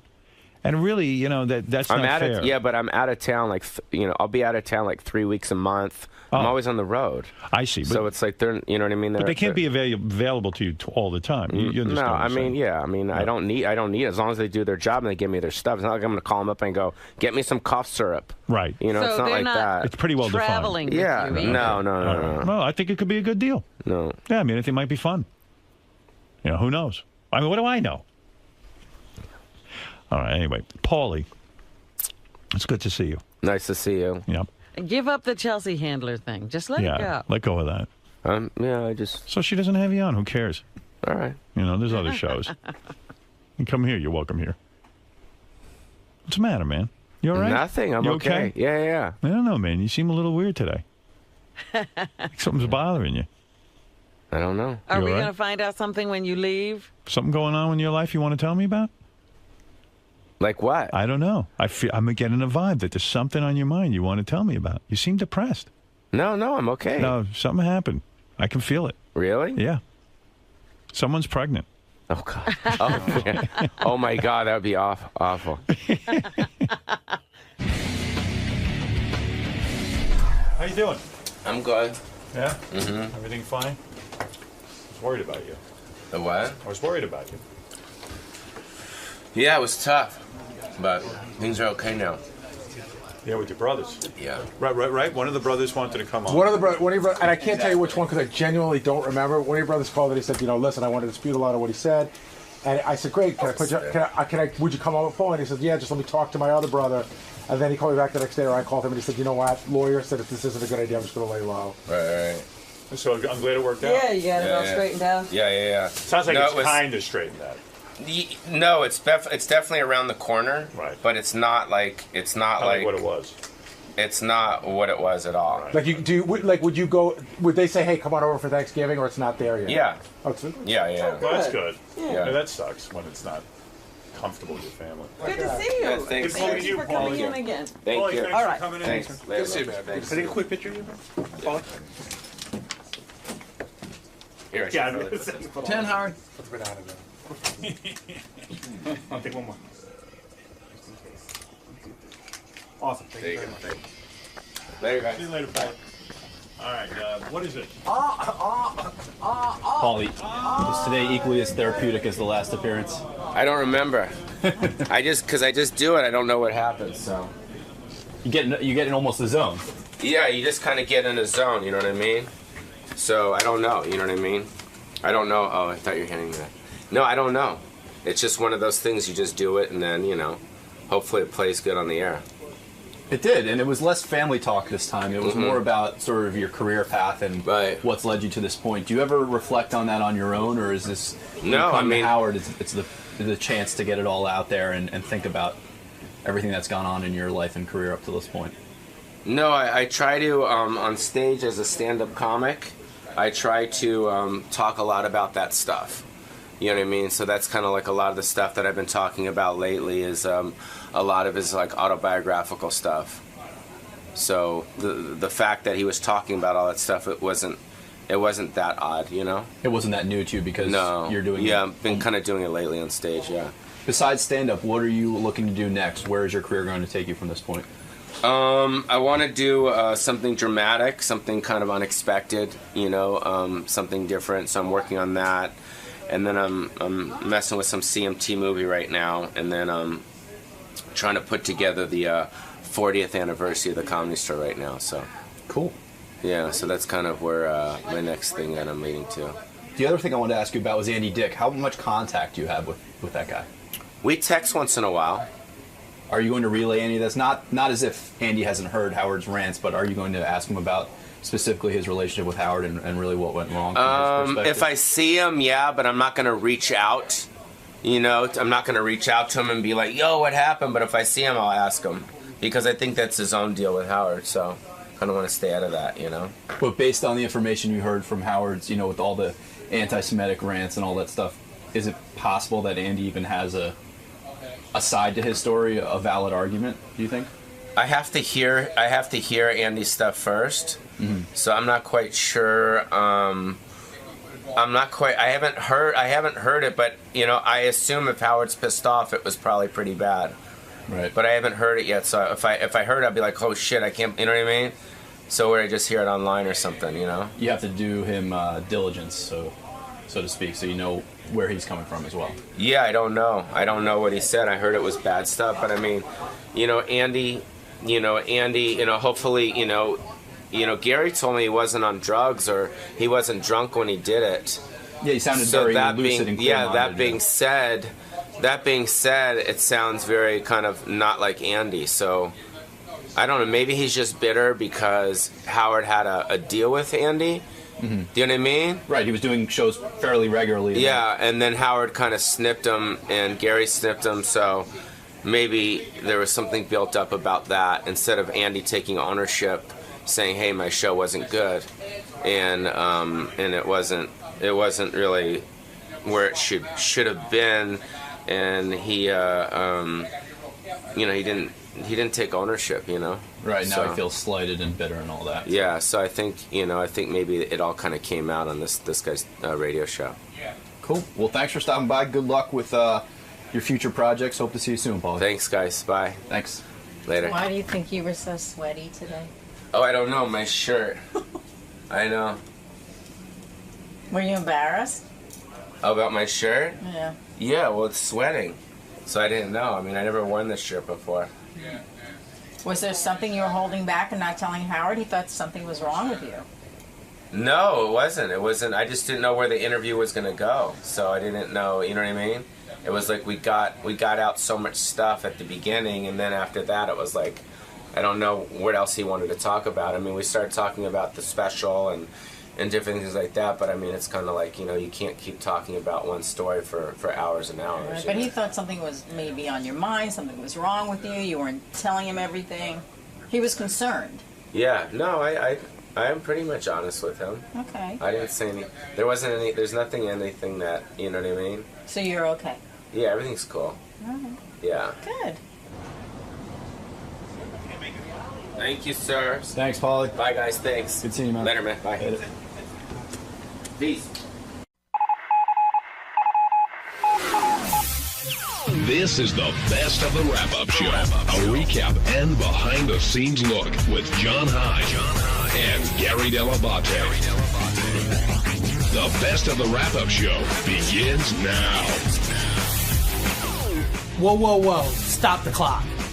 On Tuesday's wrap-up show, I dish all the details on what happened when me and Ronnie went to Vegas and how he came up with his new catchphrase. You don't want to miss it. Check it out.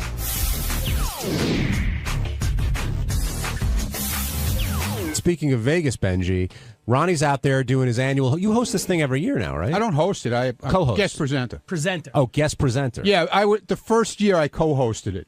And then they started using comedians after that. So how many years is this been for you? That was the fourth. This is the fourth year. Fourth year. All right. So you're doing Exotic Dance Awards. Okay, but other than that, you're doing other stuff for Ganji and Howard TV. There's a convention during the day, right? And Ronnie has to appear Gentlemen's at the Club Rick's, convention, right? Gentlemen's Club, and Ronnie appears at the Rick's Cabaret booth. So, like, what goes on at a Gentlemen's Club convention? So you go there, and so there's a Rick's booth, and what do you do at the Rick's booth? Pretty much you just hang around and say hello to people. But why would somebody go to the Rick's booth? Like somebody thinking about being a franchisee? Yeah, Yes. exactly. And what happens is at this convention, there's everything from like people selling couches for clubs, people selling like liquid floors, poles, lingerie. lights, Is there like a everything. funny Yeah. money distributor? Or? No, but there's like wristband distributors. There's like everything that everything you can think of. Liquor Yeah, companies. liquor they give out companies. samples. All I right. mean, Yeah. Now, did you say stop the clock off the top of your head, or was Ganji telling you to say stop the well, clock? I said it, and then he said, Gee, that's a cool new catchphrase. Keep using it. But Ronnie, okay, at that point, But he right? used it multiple times. But I've used it before. Hold on, at that point, okay, because I don't know what your relationship with Ganji is. Do you stop and you go, wait a minute? Ganji told me that's good. Is he fucking with me, or is it really good? You don't know because the way he tells you, it sounds like it's good. But that means he's good at what he does. Yeah, I guess it is. I guess he is good at what he does, that little fuck. So at the moment, are you thinking I got another topless here? Like I've got something else I could. Well, that's the way Ganji makes you feel. So that's what you thought. Yeah, well, now I realize what he did. And Ganji, he's making a TV show is what he's making. Like I hang out with Ronnie a lot, so he'll say things, and I'll be like, "Oh, Ronnie, that's great!" Like, and I really like pump him up, and I'll be like, "Ronnie, that's the way to do it." Like, "Oh, you should definitely do that." And I because I know I'm like, and I just can't wait to get the camera going so I can get it on tape. Well, there are a couple of things that I noticed this morning. The first thing is, I think Ganji's like a funny guy, but to me, on the air this morning, he was like on fire funny. Like he's never been funnier. Yeah. And you seem to be his muse. It's when he mixes it up with you, he was like banging away. I know. Otherwise, he's a stale fucking piece of bread. The other thing is, I'm shocked that like you were yelling at him this morning. You were so surprised, and I go, wait a minute, wasn't it a mere 6 months ago that Ronnie was on the air giving Ganji's eating schedule and busting Ganji's ball? Exactly. So I thought it was funny that you were so irritated when you guys give it back to each other. Dude, he put up a thing on Twitter the other day. A platter of mozzarella. Did you see it? Did you follow him? I didn't see it. He puts up a platter that he ate for dinner of mozzarella and tomato and peppers and all kinds of crap. He goes, "This is my dinner. It was so good." This huge platter. He ate this whole thing by himself. So you're saying that platter's his hot chick of the week? Yeah, that's his hot chick of the week. Believe me. Let's get back to whoa, stop the clock. Whoa, stop the clock. And that was my favorite part of this whole thing was I by accident just said stop the clock at one point, just goofing around, and he goes, no. It's whoa, stop the clock. Yeah, right. Like Don't mess up my thing, man. To correct me that I got his catchphrase wrong. So when you go to the Gentlemen's Club convention, I hang out at the booth for a little while, say hello to people. We have girls there, and we hang around with them. There's photographers come around, take pictures, and then I'll go around with Ganji, and we'll like do interviews, or we'll just go around scouting out the whole thing, see what's going on, say hello to people. And it's a convention. How deep are you into the culture in the sense that like if the show ended and you could put up the money, would you ever like say you wanted to move to Phoenix, Arizona? Would you ever open a Rick's? Well, first of all, you can't open a Rick's. There's no franchises. Oh, it's Rick's. not. No, Rick's is totally owned by one person. I thought it was a publicly traded company. It is, but you can't. Okay, would you ever? He's not a franchise. Would you ever open a club? I thought about it, but there's a lot involved. Cabaret licenses, liquor licenses. I honestly think from towns, townships, wherever you're opening it. It's a lot. It's a lot involved. Like a consultant. Like he could definitely be hired as a strip club consultant. Like if he wanted to go that route. That's great. That's not a bad idea. Hot girls. Like fly me in. I got to tell you, because they all listen. Like a lot of times, Ronnie was like giving advice. Like I can't remember. Oh, like he had a really good one too. Dude, and I can't remember what it was at the Best Buy. With the Best Buy machine, like the Best Buy machine. Yeah. You know when you go in like to the airport and Best Buy has a machine where you could buy like iPods and stuff right in the machine. Well, they had the same type of machine that they want to put in strip clubs where they put what would it vibrators, like stuff like that. Why would I need a vibrator at a strip club? I have no idea, but to put it in all, I don't know where they want to put them. Right. But anyway. This girl Daisy Dukes, who's a porn chick, and she's a really nice girl. They're really nice people, a lot of them. And I said to the guy who invented this machine to put this stuff in, I said, "Why don't you come up with a miniature Daisy Dukes pussy that vibrates and put it in the machine?" He thought it was the greatest idea in the world. Because what guy wouldn't want to be seen at a strip club by no, Daisy Dukes pussy? Yeah, but you stick it in your pocket. You know what I'm saying? Guys like Ganji, who go home and jerk themselves Imagine off. You go to the party lot, there's like 10 used pussies on the ground. Sounds like you could be a consultant, Ronnie. That could may be be a in your consultant. future. He's got advice. Hey, it's Gary Dell'Abate, Baba Booey. On Wednesday's wrap-up show, we covered a lot of topics. Jim Brewer was on the show, and we talked about how great he was. And he talked about his dad, and so we talked about what would make Howard cry if anybody on the show died. And that got us into a whole discussion on how religious everyone on the show is. So here's how it happened.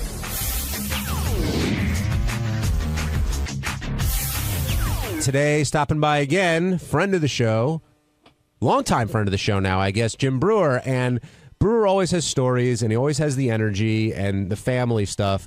But the Steve-O thing today just took it up another notch. Well, not only did he have the impersonation down right, but he had the words and the phrasing down right. And I'll tell you, the one part of when he told the story about him being with him in London and they're going to set his hair on fire and there's nobody there.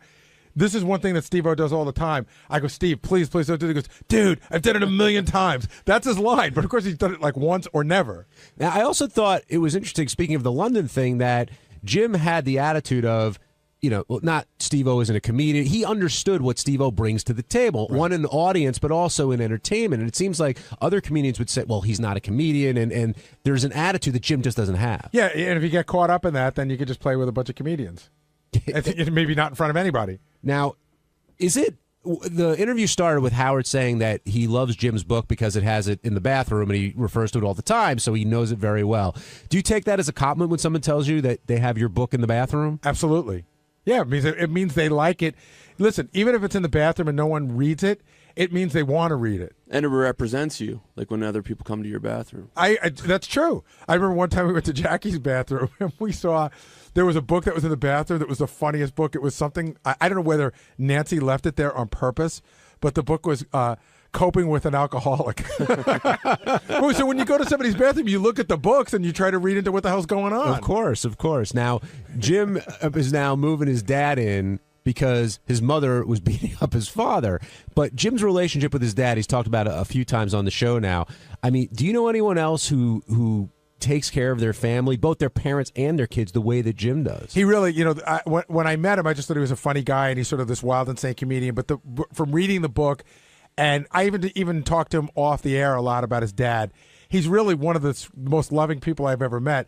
I watched the trailer for that movie. If you go to Jim Brewer's website, you can see the trailer for the movie he's talking about. And it's funny because he's totally breaking his father's balls, but you can see it's out of love. Yeah. And then there's parts you can see even in the trailer where it's got to be a lot of love. Like he's got to change his father's diaper and all that other stuff. And a lot of other people would say, I can't handle this. I got a wife and a family.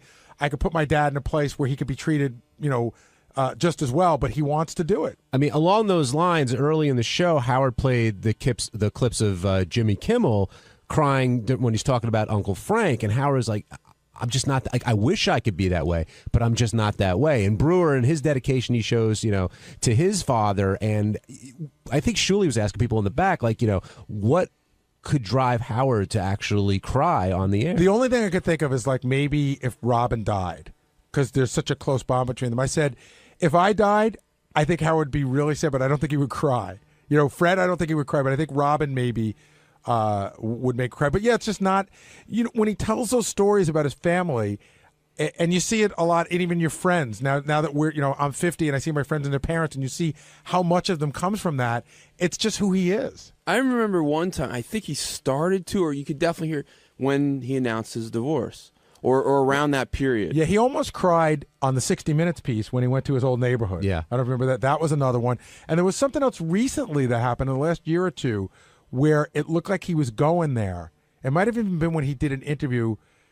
And I remember they joked about that he was about to go there, and whoever was interviewing him sort of switched gears, so he was lucky that he didn't. Well, he was on the new CNN guy. Are you talking about Piers Morgan? I can't remember. It was one of those shows.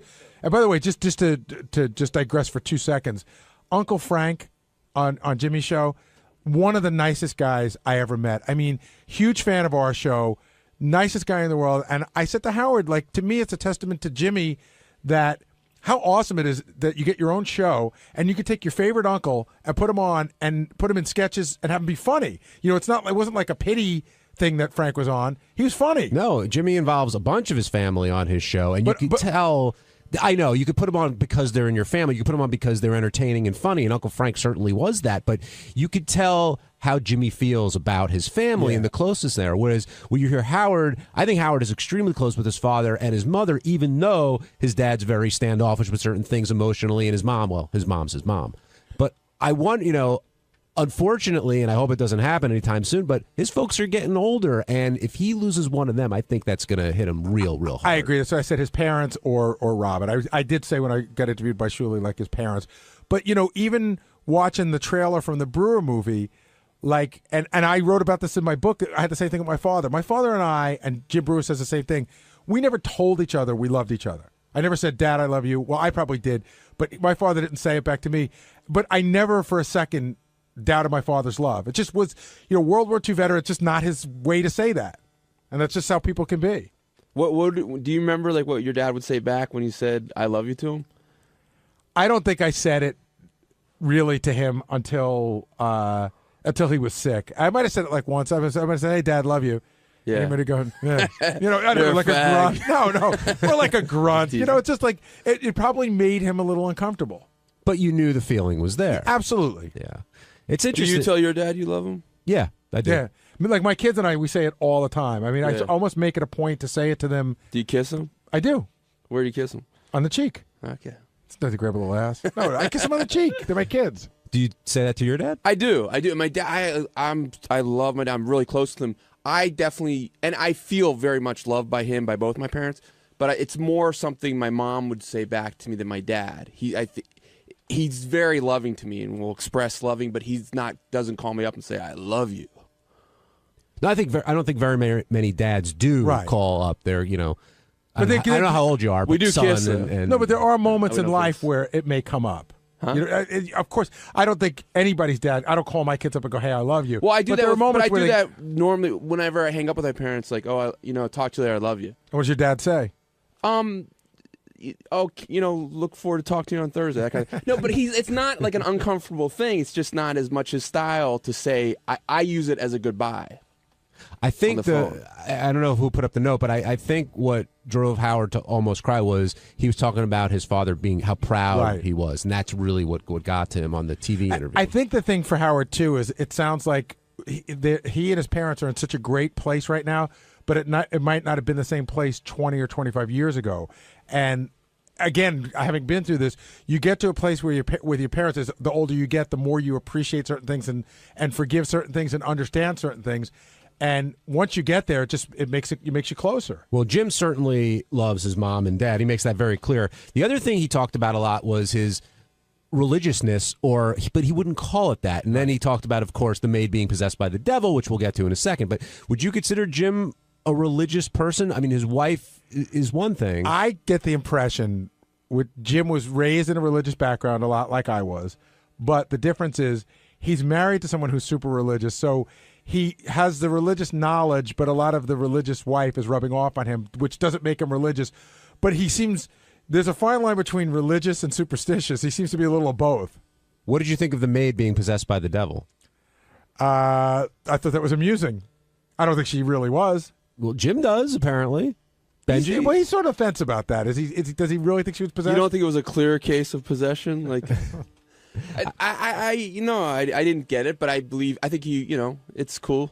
I don't but I've never heard of cases of possession where I think like, oh, that's a definitive case of possession. Who do you think the most religious person is around here on our main staff? Well, overtly or in reality? Both. Because overtly, I'm going to go with Sal. Sal's one of those guys who I don't think is very religious, but was beaten down as a kid like a Catholic. So he's like, oh, you can't say this, you can't say that, you got to do this, you got to do that. The most religious person here. See, Benji's proud of his Judaism, but I don't know that necessarily makes him religious. I don't know that. Do you consider yourself religious? I'm really interested in it. I'm really interested in is there a God, is there not, that kind of stuff. But I don't have a strong belief. I don't know who is the most religious person here. It's not me. But I do follow some religious practices. I don't know. My vote would be overtly or covertly. My vote's for Sal. I mean, Sal is the only person who he's talked about it before, his beliefs. If it's, I'm real curious because he's so strong opinion about stuff, and I would think he was Steve Brandano. I was an altar boy, but I'm not very religious now. No, but Lisa G's religious. No, she's not. No, no. What about Howard? I mean, Howard, not what I would consider. I put Howard in the Benji category. I don't think Howard doesn't go to temple or anything like that. I think appreciates the historical aspect of it, and the heritage more than the actual religion. Well, I did ask, and it might be out of respect for his parents. I remember once on the air, like, God forbid, when his dad passed away, would he say the Mourner's Kaddish, which is a very big deal in Judaism to respect like someone that's passed away. He said he would. Oh, listen, I went to the funeral of a very close relative recently, and it was this really weird moment because I got up to take communion. I haven't taken communion in 30 years, but I did it out of respect for everybody that was around me. Yeah. There's also a difference between being a traditionalist and being religious. Right. And you brought up Lisa. I think Lisa is more of a traditionalist than she is. Well, she's not. I don't think she's very traditional. Well, I mean, she in terms of observing the holidays and things like that. Oh, you mean she just takes off work when there's a Jewish holiday? No, well, yeah, I guess that's traditionalist in a way. That wasn't referring to that. The weird thing is, if you go a little deeper into our group, probably the most religious person here is Ross. He observes a lot. I would say I'm probably, if you're going by practice, I'm more so than him probably. When do you ever practice? I for the most part, like I don't eat milk with meat. I'm vegetarian now anyway, mostly, but I wouldn't eat before that. I wouldn't eat milk with meat. I wouldn't eat pork. I wouldn't eat shellfish. Dan and Philly, you're on the wrap-up show. Hey, how you doing, guys? Hey, Dan, what's up? I think Scott the Pace is probably one of the biggest religious nuts. Well, we don't even know what religion is he. He says he's 1/16 Jewish. He's an asshole. That's what kind of religion. No, I don't think he's very religious. Well, it kind of came up with Brewer. Like, what do you do? Do you find religion as is a definitive belief in God? John's question was, what I took from it, who's the most traditional religious here, not what your faith is, but Sal, do you find yourself to be very religious? That's a tough question. I don't like going to church. I really don't believe in church. I go through the traditions of it, like Christmas on Christmas Eve and whatnot. But I think religion is just your own personal communication and relationship with God. That's what I think religion is. Does your family go to church every Sunday? No, but we did when we were younger. I used to go with my my Nonna Pizza. That's what we used to call her. So we used to go with her, and she had the saints, the Madonna with the dollar wrapped around it, and she would pray for that. And my mom has a huge picture of Jesus Christ over her bed with big wooden rosary beads hanging down over it. So we're religion. I guess my family's religious in that sense, but I'm not that deep into it. By the way, what Sal's talking about, my mother had them, my grandmother had them, religious statues, and you put. You tape money underneath them. And the only reason I bring that up is that goes back, you have to turn the statue over to put the money under. And that goes back to one of the greatest lines in the history of the show when Pat Cooper's yelling at his mother. And he said, "Mom, you never turned over a statue in your life." That's what he's talking about. And I tell you, as a kid, being at my grandparents' house, I was, especially when the ice cream man came by, I was always tempted to take that money. But my grandmother always told me, you take that money, something really bad's going to happen to you. You would get bad luck. So what's the difference between that and voodoo? Probably nothing. Voodoo is generally what? I could put a spell on you. Yeah, voodoo's more of an African religion. I think the Madonna with the money is an Italian thing. But you believe in God, right? Yeah, I believe in God. I believe there's something out there. I think there's something that we certainly need to identify with. I think we got here by some reason. I don't, there is. I think we all have a soul. I think there's somebody that we could communicate to. It's just there, and I think it's important to do that. John, where do you fall in terms of how religious would you say you are? Not very. I'm more traditionalist than religious, but religious enough to go through the the exercises, whatever else of being a Long Island Jew. My friend used to call it a revolving door Jew. Yes, because you go in for those 2 holidays. Well, I don't even go in for the holidays anymore because I felt a little hypocritical about it. But now, setting an example for my kids and all that stuff, I still do. Wait, that's interesting. Why? If it's not important to you, do you feel it's important to set an example for your kids to do it? I set the example to my kids that if you don't believe in it and you go, that's disingenuous. You're better off going when you feel like you need to be there. My wife feels that you should go. Oh, wait. So you're saying you don't go to show your kids? I didn't go before, but now I go. But wait, but you're saying that you should go if you believe in it. Right.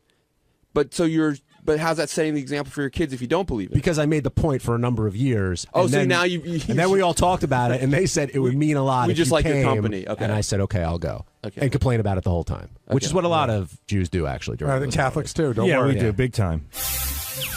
On Thursday's wrap-up show, we were talking a lot about Robin and her laughing at Howard when Howard talked about getting in touch with the weatherman. And then we moved on to Mad Dog Russo, but I saw Howard pop up on the screen, and he wanted to clarify why he got in touch with that weatherman and just didn't understand why Robin was laughing at him. So naturally, we talked to Howard, we gave our own opinions, and here's how it all went.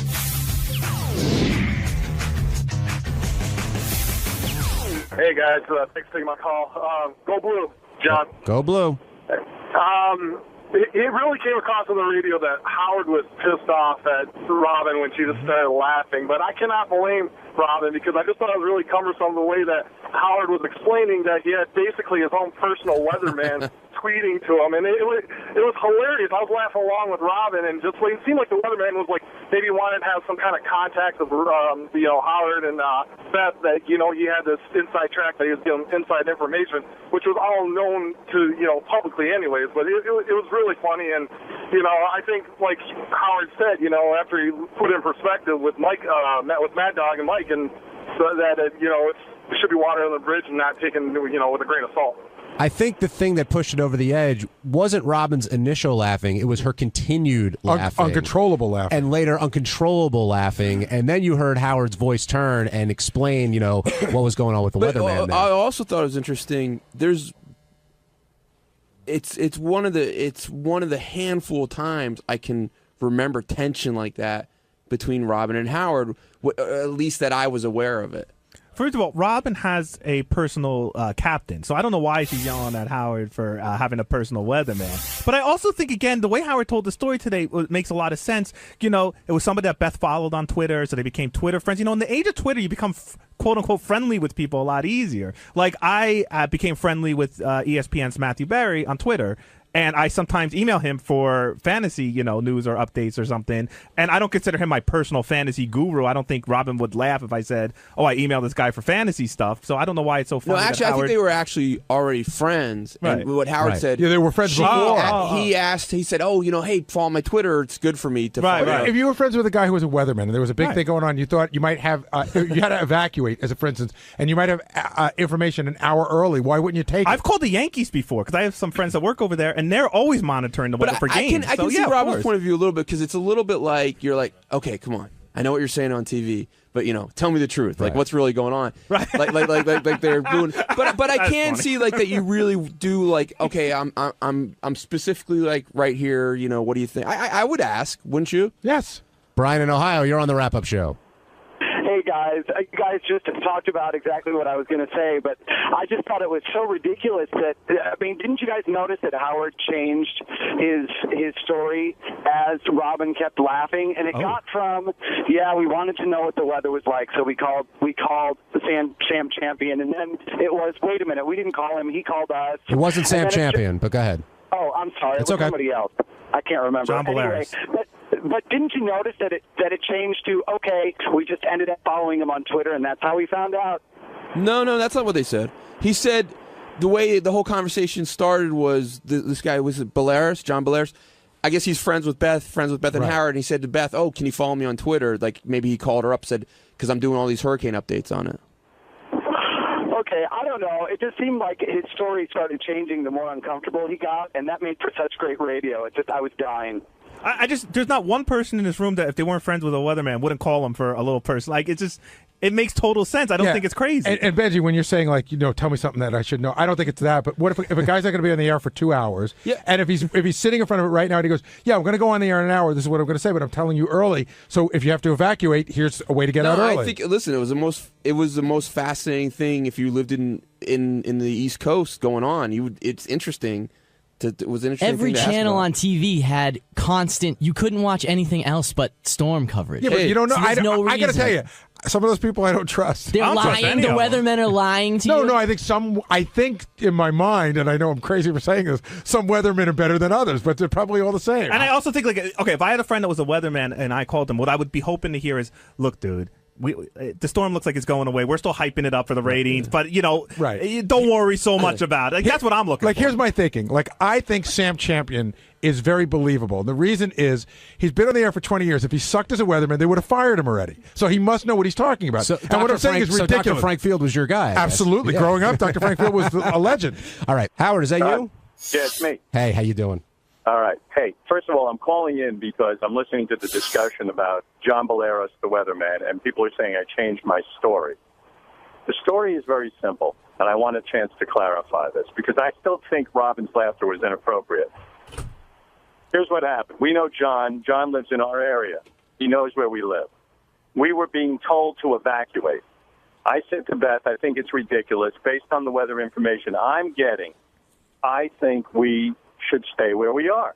Not going to move 3 cats and a dog. It's ridiculous. We're staying, and our neighbors are staying.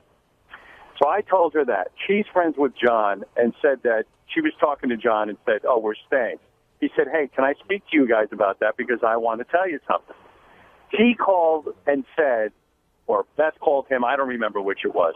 But in any case, they had a discussion in front of me where they said, hey, Howard thinks we should stay. And he said, I really don't think that's a good idea. And here's why. Because of what the tides are going to be and this and that and the other thing, that it's going to be, crazy and there could be flooding and all of this.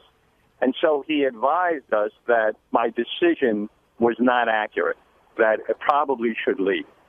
Now, what the fuck is so funny about that? I got to say, what you just said to me made total sense, and I'm not being a kiss ass, because we were agreeing with you. I'm not looking for a personal weather forecast. I made a decision to stay. He heard about it. I didn't tell him my decision, but he said, hey, I hear your decision. Look, I'm a professional weatherman, and I know the area because I live there.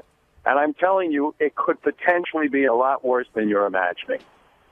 That makes sense. I think He's a friend who was concerned. I think Robin heard it as we talked to our own personal weatherman, and that's why we decided to do what we did. I think that's the way she heard I don't even really know John as a weatherman. In fact, he had to tell me what he did for a living. I'm not familiar with the local Philly market, and he, in fact, had said to Beth, why don't you follow me on Twitter? I'm doing all these hurricane reports.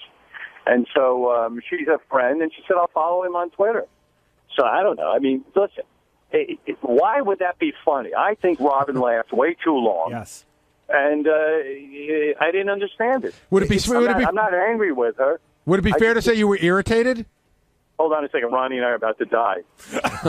What's going on up there? Drive safely. He's in a fucking rush. He's like a mental case. Easy. It's not funny. Stop the clock. Howard, were you pissed, at her initial reaction or the fact that she just went into hysterics? I felt the over laughter was going on, and in fact, I felt that she was laughing because she'd gotten caught up in me saying, what do you think so funny? And then she just couldn't answer, so she kept laughing. I didn't feel the laugh was real. Interesting. I thought the laugh was real. I don't know about you. I don't think so. I don't think it was. But Robin, I wasn't mad at Robin. I mean, I wasn't, and that's another thing. I'm not angry with Robin. Listen, Robin is there to react and do things on the air that are provocative and interesting, and to be herself. Well, maybe not mad, but you could be. It could have irritated you or make you feel bad. It irritated me because I didn't think it was funny. I mean, I didn't. I was like, well, what is funny about a guy calling up and saying? Maybe I didn't explain it well to Robin, but we all got it. Yeah, Robin. Oh, you did. Yeah, we all understood. Well, So I thought, well, maybe there's a joke here that I'm not getting, that there's something crazy in the fact that this guy's a weatherman and he's concerned about us and thinks I'm making the wrong decision. Well, Benji was saying before, it's one of the few times where he sensed genuine tension between you and Robin. I didn't. Honestly, I wasn't upset or angry. I was just like, I don't understand what's funny. But you seem to me that you were. I was irritated. Yeah, maybe not at Robin, but at the situation. Like that I was seems. irritated. Yeah, that seemed to be real. I'm emotional. irritable all the time. I mean, I'm always irritable, Benji. Howard, what's your gut on Bubba after talking to him today? Oh man, I don't even know if I want to tell you my gut. I think Bubba, and you see, this is all. By the way, this is based on nothing. Okay, I think Bubba's a wild guy. I mean, genuinely wild. Not a radio guy posing as a wild guy. He's wild. I think he's wild. I think she's wild. And in my imagination, by the way, I'm purely making this up. I have nothing to base it on. That she gets a little crazy and he gets a little crazy. Like maybe even open marriage stuff. But by the way, I just totally made that up. Right, but if that were the case, when it comes, how can an open marriage last forever, or does at some point it get weird for one person or the other? I don't know. I think that's what must have happened. Somebody got weirded out by something. The last time both of them were on the show, she was complaining that he wasn't having sex with her enough. I mean, that was the major complaint. That was like a year or two ago. So then I start to think, now, by the way, based on nothing, but then maybe he was getting it on with chicks, and then maybe she started getting it on. I mean, this is nothing. Yeah, but hasn't Bubba said that on the air, that he does that sometimes? I don't know. Bubba always presents himself as a wild sexual person. So who knows? Ronnie, what do you think's going on over there? Keep your eye on the road. He's getting excited. No, I don't really know, but I would have to say that is where my imagination is running wild, because I think he's wild. He probably has a couple of broads. Maybe she's got a dude or a couple of dudes. Now, by the way, this is all my fantasy. In your fantasy, do you think he wants to be back together with her? Yes. See, in my fantasy, she got something going on the side, but it's not dudes. That's hotter fantasy. But that's just my fantasy. I don't know. You know, radio guys are a very different breed than most people. Well, you're very different than most radio guys. I am. I'm not, because I've been sequestered. I'm a self-imposed exile. I'm more sort of on my own. But a lot of radio guys, they bond. They have lots of hijinks. You know, like Bubba's a man's man. He has lots of bros. They hang out. I mean, anything could have gone wrong. And when he says he's, preoccupied with a lot of different things, I don't know. It feels like there's more to the story. So Bubba's trying to win her back? I don't know. I can't figure it out. It depends what the scenario is. Yeah, I just think that he really – I felt like he didn't want to give anything away today, and he was going to bear the brunt of it for, say, it's me, because he just didn't want to talk about anything. But didn't you think he actually sounded today like a guy who's already lawyered up. So he's Right. like the lawyer saying to him, you shut your mouth, Bubba. Don't say a word. I don't care what good radio comes out of it. See, I took it he was doing kind of the Sal rap, like it's me. I'm my focus is in the wrong place. I need to spend more time. That whole thing that Sal did when he had his issue with Christine and the emotional friend. Yeah, I don't know. Sal's story is the most outrageous. Like, Sal's got this hot wife who doesn't want to have sex with him, and then has an emotional friend. I don't know. Could that be Bubba's situation, that she's got an emotional friend, like a lover or something? I don't know. I don't know. I bet she has emotional friends. I mean, Bubba can get lots of women. I know that. He's very masculine. Well, he definitely Bubba seemed to imply something happened, because he said, whatever happened, I'll take the blame. Yeah, something happened. So maybe. So when I hear a guy say that, this is all my imagination, that he's with chicks, and then all of a sudden she says, fuck this, I'm going to go get a guy, and then he gets pissed, something like that. But who am I to even think that for a minute? I mean, Heather's a Sunday school teacher, isn't she? I think you might be right. Yeah, so I don't know. I don't know who the hell knows what happened. I mean, you never know, and maybe we'll never know. But he lives a wild life, Bubba.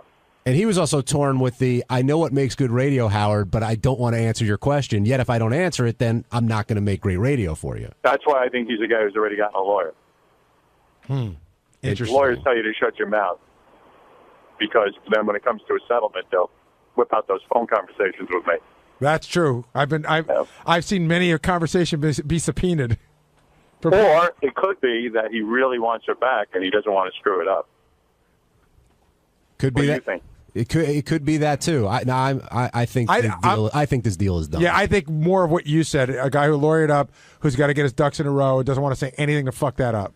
Hey, Howard, She seems like, by the way, a really nice girl too. So, in my heart of hearts, I'm being honest now, that I really do hope Bubba patches it up with her and they have a nice, long, wonderful, loving relationship. Because divorce, especially with kids involved, is maybe the worst thing. It just explodes a family. And don't forget, Heather's been raising his son with him, and he's been involved with her daughter.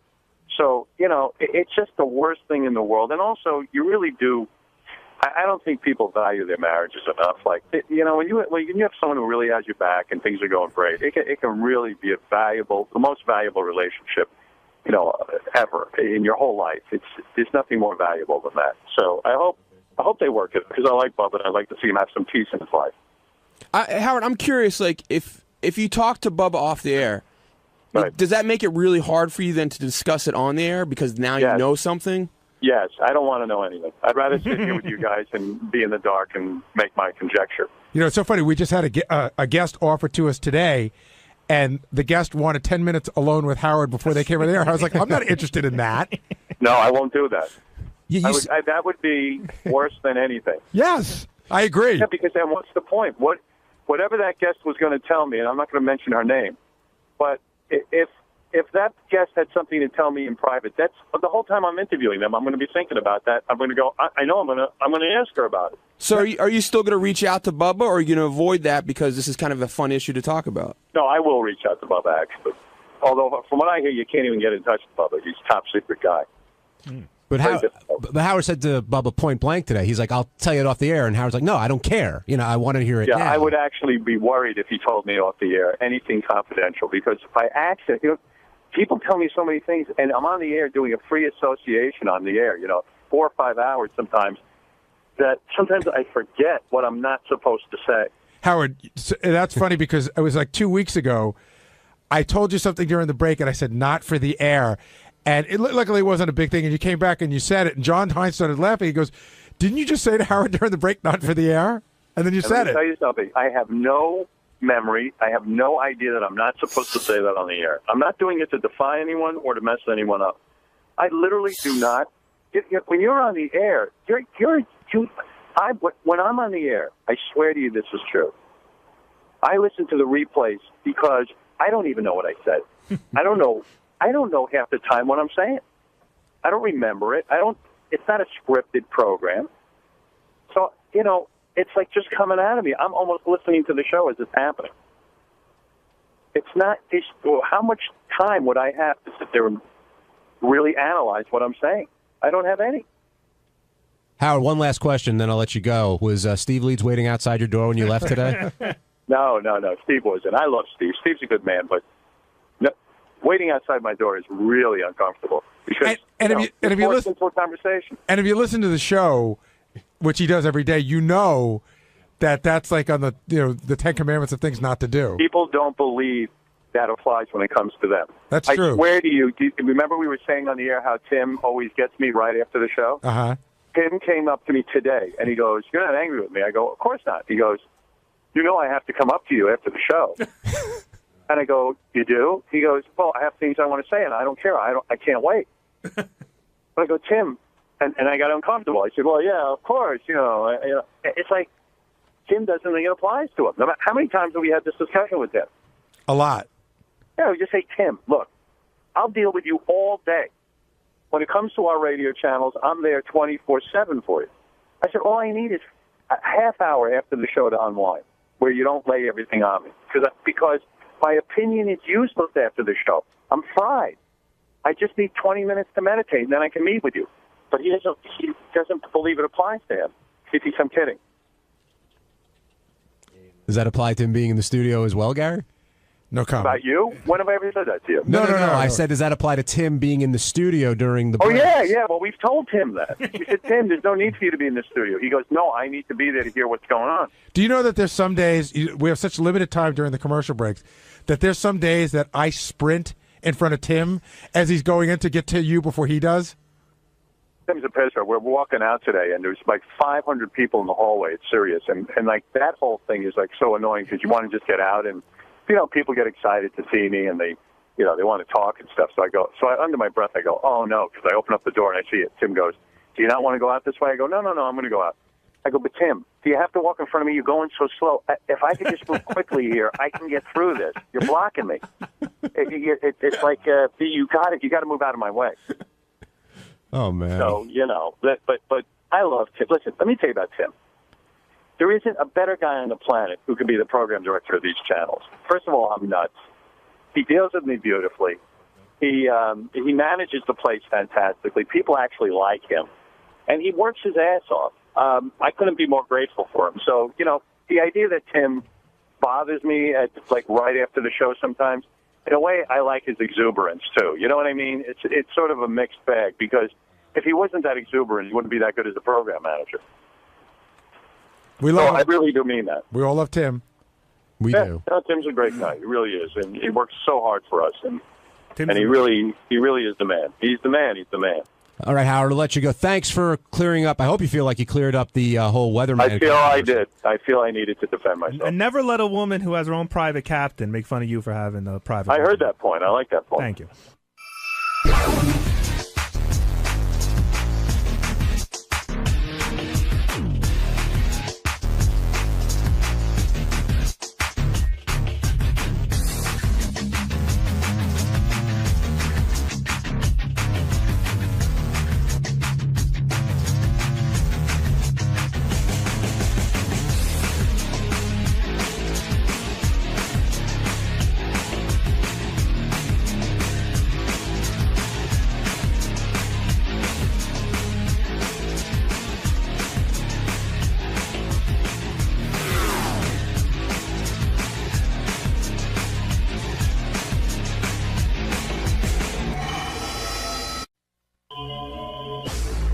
Yeah.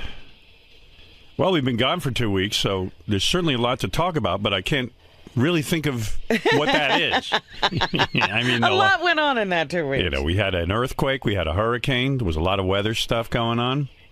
How long did you have to abandon to because you were evacuated, right? Yes. I tell you, I'm the worst planner when it comes to hurricane planning. We don't get a lot of that in New York, but my wife and I, we have 3 cats and a dog now. It's like that Crosby, Stills, and Nash song, 3 cats and a dog. Life used to be so hard. Now everything is easy because of you. Yeah, we ended up first deciding to go to Vermont. Oh, really? Which would have been genius because Vermont got hardest hit out of anyone out here in this area. That would have been hysterical. Yeah. By the way, I came back to Gary being super phlegmy. Oh, really? This morning. Oh, my God. It was really bad today. I just tried to muscle my way through it while I was eating. Do you think it's because you've forgotten, or is he worse? I don't know. Maybe I'm... You're just not used to it. I think he's worse, but today he's like extra phlegmy. He was like... And he doesn't want to clear his throat in front of me, so he just gets worse and worse. Does it often happen that, then he can't even get the words out? Yeah. And then he walks away and he just goes... and like he waits for me to play something so he can quietly clear his throat.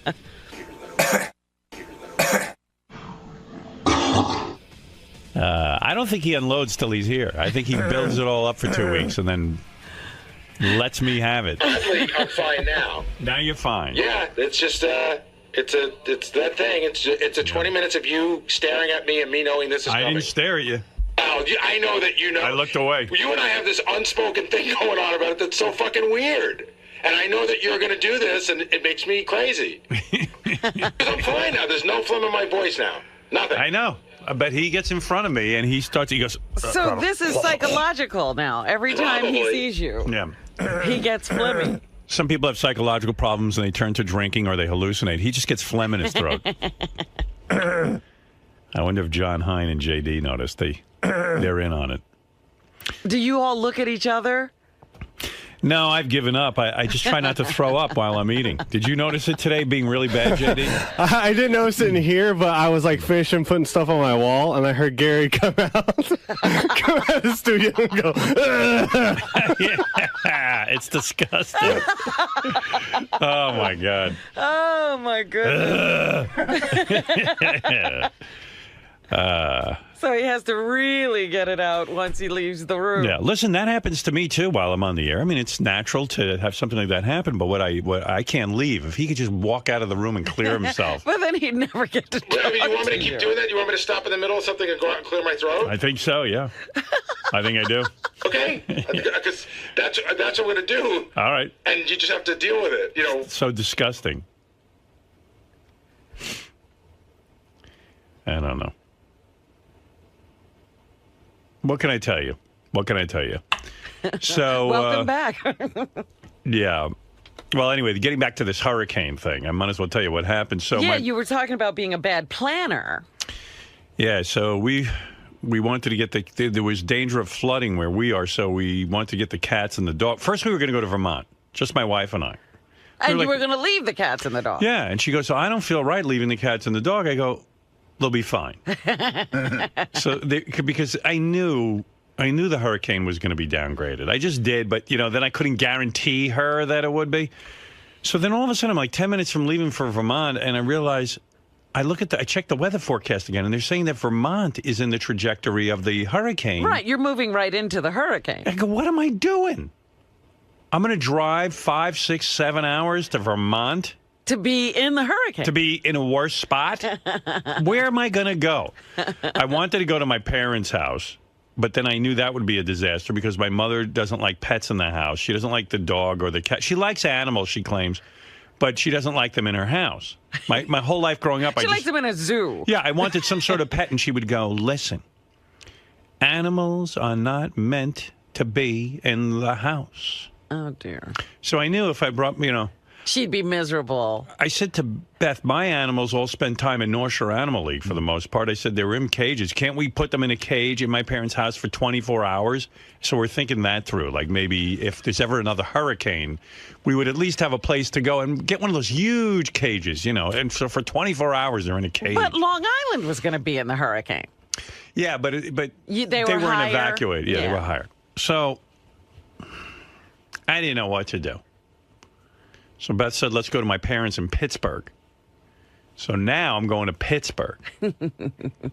Long story short, I spent 3 days in Pittsburgh, which was actually not that bad. Not bad at all. We had kind of fun. Her parents weren't there for the first 2 days. They were visiting her grandmother. Down in Florida or something? Yeah, well, no. Not in Florida. She lives in Erie, but not they had a regularly scheduled trip. So it was like, okay, we'll go there. We'll set up the cats. We'll set up the dog.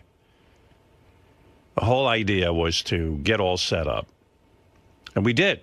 Well, I thought it was hysterical because I don't know if anybody realizes this, but you've never been to Pittsburgh before. No, I used to say to Beth, don't you think I should go where you live and I should see where you grew up? And every time I would say that, you'd be like, no. So I said, okay. But then she was into it when I was there. Yeah? We saw some great things in Pittsburgh. I went to the Petco. Not Petco, is it called... what's the pet store like where you get pet supplies? Well, there's PetSmart and there's Petco. Maybe I was at Petco. I don't know where I was. I was at some pet place. Like a big pet place? Went to a couple of restaurants. There were some in Pittsburgh than in New York. We went to a restaurant with our parents one night, and then the waiter press released it. Like, there was a whole big article about what I ate. Really? And what I tipped. Oh, I have to read this. And I was like, wow, I thought Pittsburgh was mellow. It's worse than New York. What you tipped? That's not... Yeah. He was very generous, left a 50% tip. He loved here's what he ate for dinner. And well, he's really drumming up publicity for his restaurant. Yeah, well, he probably figured I'm never coming back there, which I'm not, even though it was a good restaurant. But the food was good. It was tasty. They have good restaurants in Pittsburgh. They sure do. I'm not a New York snob. My mother is. When I used to work in Detroit, I'd have my parents out once a year, and I remember making like the best reservation I could in Detroit at the greatest steakhouse or whatever the place was. And my mother would come to New York and go, look, this isn't the Big Apple. Like they know good food. Yeah, well, they claim they do. They eat at Kentucky Fried Chicken. I know. Meanwhile, the food was delicious in Detroit. I mean, if anything, especially a steakhouse, they were known for the best steaks. It's the Midwest. They got to have better beef. Meat. Yeah. I don't know. And plus, the place I took them to, they put matches on the table with your name on them. Is that right? And I was like, wow, they'll be impressed. But my mother's never impressed. But I was impressed with Pittsburgh. I'm not a New York snob. The restaurant I went to in Pittsburgh was very good. Some of the best pizza I've ever had was in a little town called Trafford. And the prices are a lot more reasonable. Yeah. Let's be honest. I fed 4 people for $200. You can't do that in New York. Yeah, try doing that. Yeah, it doesn't happen. Not in Manhattan, anyway. So, yeah, we ended up in Pittsburgh, which was cool. I was laughing. I said, "Oh, the hurricane blew him to Pittsburgh." Yeah, it was just like a whole ordeal though with the pets, and I wanted to leave the pets. Did you drive? No, we flew. Oh, okay. There was a whole ordeal with that. But you flew the pets? Yeah, we flew everyone. Bianca, the cats. Did you put the cats in the hold or anything? No, not in the hold. That's a very expensive trip. It was a very expensive trip. Just to get out of the hurricane. Yeah, that's right. Yep. It was wild.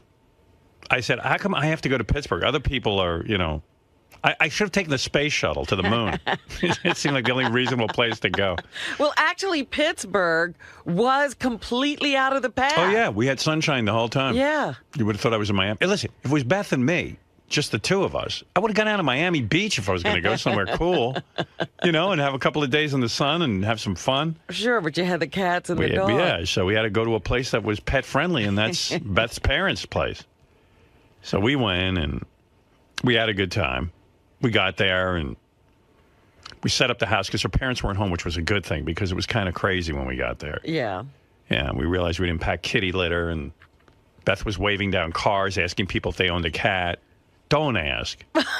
Yeah. Speaking of that earthquake, so I don't. Did you feel the earthquake here in New York? I was in London. You were in London. I wasn't here for the earthquake. Well, I was, and it's funny. I was in my house, and I heard noise, and I thought that someone was on my roof, or there were birds on the roof. I couldn't tell if someone was in the attic, like doing some work or something. What time of day was it? It was like an afternoon. It was like, I'm going to say 2 o'clock or somewhere around there. 1:55. Yeah. And I remember, so I rolled up my shades. The shades were down. I rolled them up because I wanted to see what was on the roof. That was the only reaction I had. But Beth was sitting on a chair downstairs, and she fell asleep. And all of a sudden, she felt the shaking, and she thought I was shaking her chair. And she got up, why are you shaking my chair? I'm trying to sleep. And then she looked around and saw that I wasn't there. You weren't there. And she thought that I'd done it and ran away. Then she had this crazy thought saying, this is crazy. Like there's nobody around, and I know I was shaken. Like, almost like, She goes- did it really happen? She was like, well, maybe there's such a thing as ghosts or something, She goes, this was crazy. So then I said to her, did you feel the earthquake? Because I just turned on the news. And you realized it. Yeah, a lot of people I talked to afterwards said they weren't sure of what it was until they heard on the news that it was an earthquake. Because she said to me, I was so mad at you. I thought you somehow woke me. You were doing it as like a goof or something. I go, why would I ever? Sleep is sacred to me. I would never wake anybody. Sleep is the most sacred thing you can get. With us, it's a commodity. We had 2 weeks off. That alarm went off this morning. It's like I never had 2 weeks off. I was just like, oh, fuck, we have to go to work. Well, I couldn't even sleep. Like, the anxiety of hearing the alarm clock makes me stay up. Really? You had a bad night? Yeah. Yeah.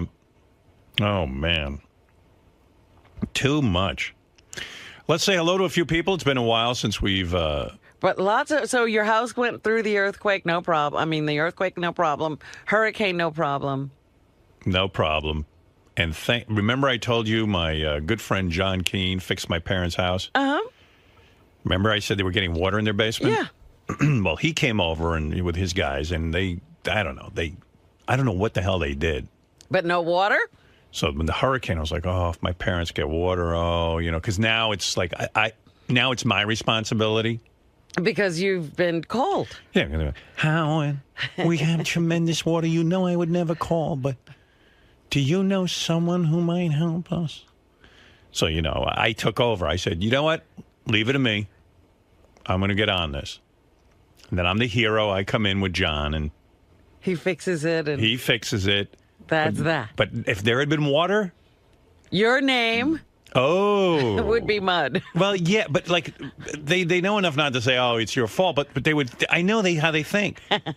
They didn't do the right thing. That Howard didn't know. And his friend John doesn't know. Well, instead it was like, we had no power, but we didn't care because there was no water. It was a miracle. And I'm like, it's not a miracle. It's science. It's a miracle. Everything's a miracle. Right.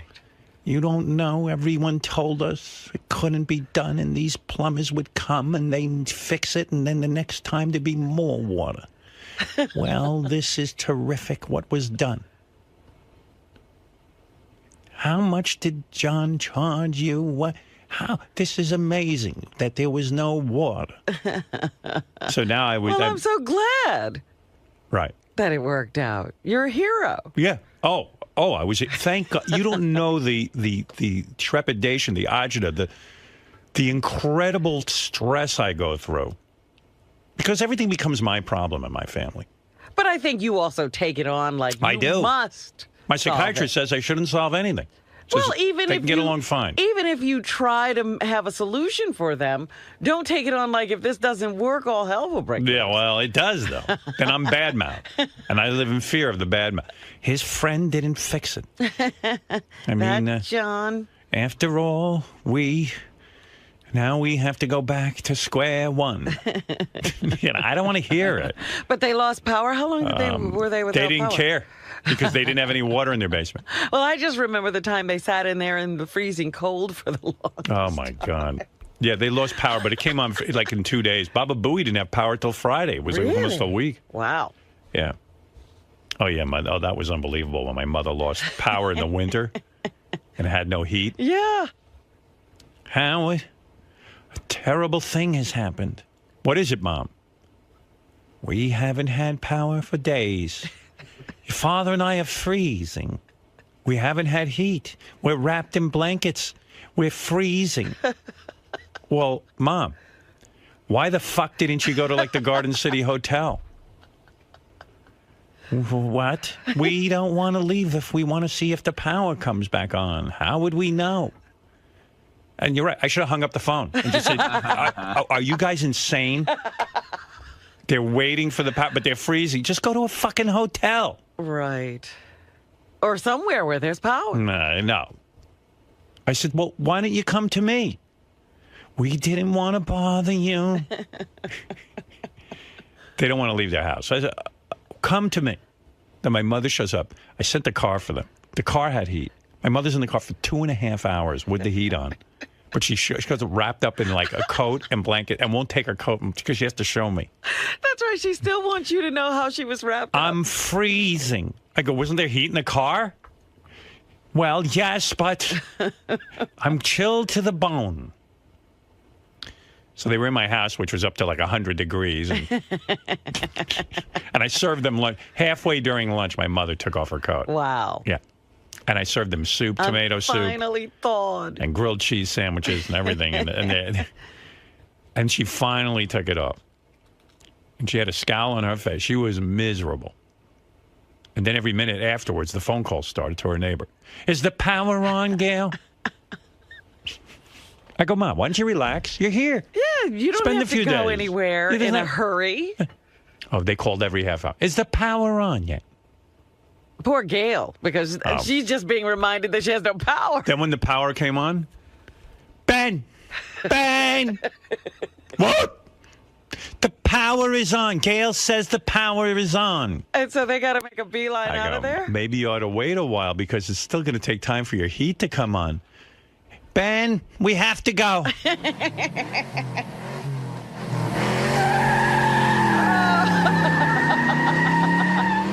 Oh, my God. That's amazing. They were out that door. That's amazing. Did you think that the weatherman made too big a deal about the hurricane and what was going to happen to New York? I'm not going to say that because I know this weather guy named John Bolaris. People in the Philadelphia area, they know him. And he's a weather guy. He's all upset that people are going around saying that. Bolaris was on. He's the reason I evacuated. He got you. Oh my God! My wife started talking to him. I was staying where I was. He started talking about how water was going to be up to the doorway, but not over the house. And I was afraid of tsunami, so he had me so worked up. But then I understand he was very depressed because people were saying that the weather people overreact, so it'll get you to tune in and everything. So, okay, I've learned my lesson. No, I think they really think it's going to be a big deal. They don't want to be on the wrong side of things. Howard, did you hear what they were saying was going to happen in New York? Yep. Because of the That's why I hurricane? left. They said that because of the weather, the wind that was created by this hurricane, that it was going to be even faster at the top than at the bottom. 200-mile-an-hour winds because it's going to be at the top. Right. And so now skyscrapers, they were afraid that glass was just going to shatter and rain down on the street. Yeah. Well, I had nowhere to go because I live in a high-rise. So I was fucked. That's how I ended up in Pittsburgh. But I mean, I was listening to those reports, and I was like, that's crazy. And I realize I have no friends because I had nowhere to go. But all your friends live here if you have them. I mean, my sister didn't call me and say, come over to my house. My parents didn't say it. No one said it.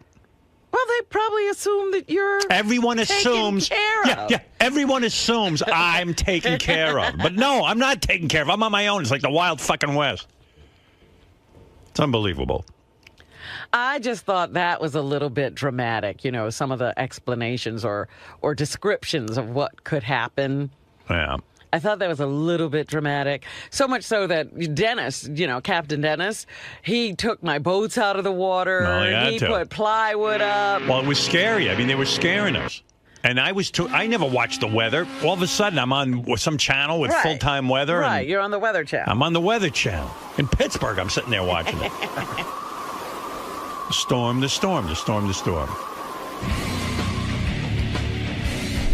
Gary. Yes. How self-aware have you become of your phlegm issue with Howard? Because insanely self-aware. I started thinking about it. Even today on the ride in, I was like, back to work. I'm thinking about all the things I have to do. And then all of a sudden I get to the certain point on the highway, and I was like, I hope I'm not too phlegmy today. And then I was walking over this morning, and I felt a little phlegmier than usual. But, I mean, I sort of heard it. Sometimes he hears it, and sometimes he doesn't. Are you able to... And by the way, he's a little phlegmy himself when we're in there.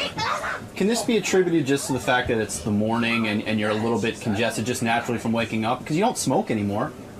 No, I don't think the phlegm was ever from smoking. I think, it's just a I don't know, it's just one of those things here. We're up at the crack of dawn, and, somebody said, did you do anything today to be phlegmy? I was like, yeah, I drank a gallon of milk on the way in. Of course. No, I mean, I don't do anything. I drink a bottle of water on the way in. I'm not really thinking about it. It is what it is. And so you're briefing Howard, but at the same time, are you thinking, oh my God, am I too phlegmy? Does this go on every single day? Yes. So it affects your train of thought. Yes, absolutely. What's the solution? Leave me alone. If he leaves me alone, that's a... Hey, I've been good. It's a little earlier than usual. It's like an hour earlier.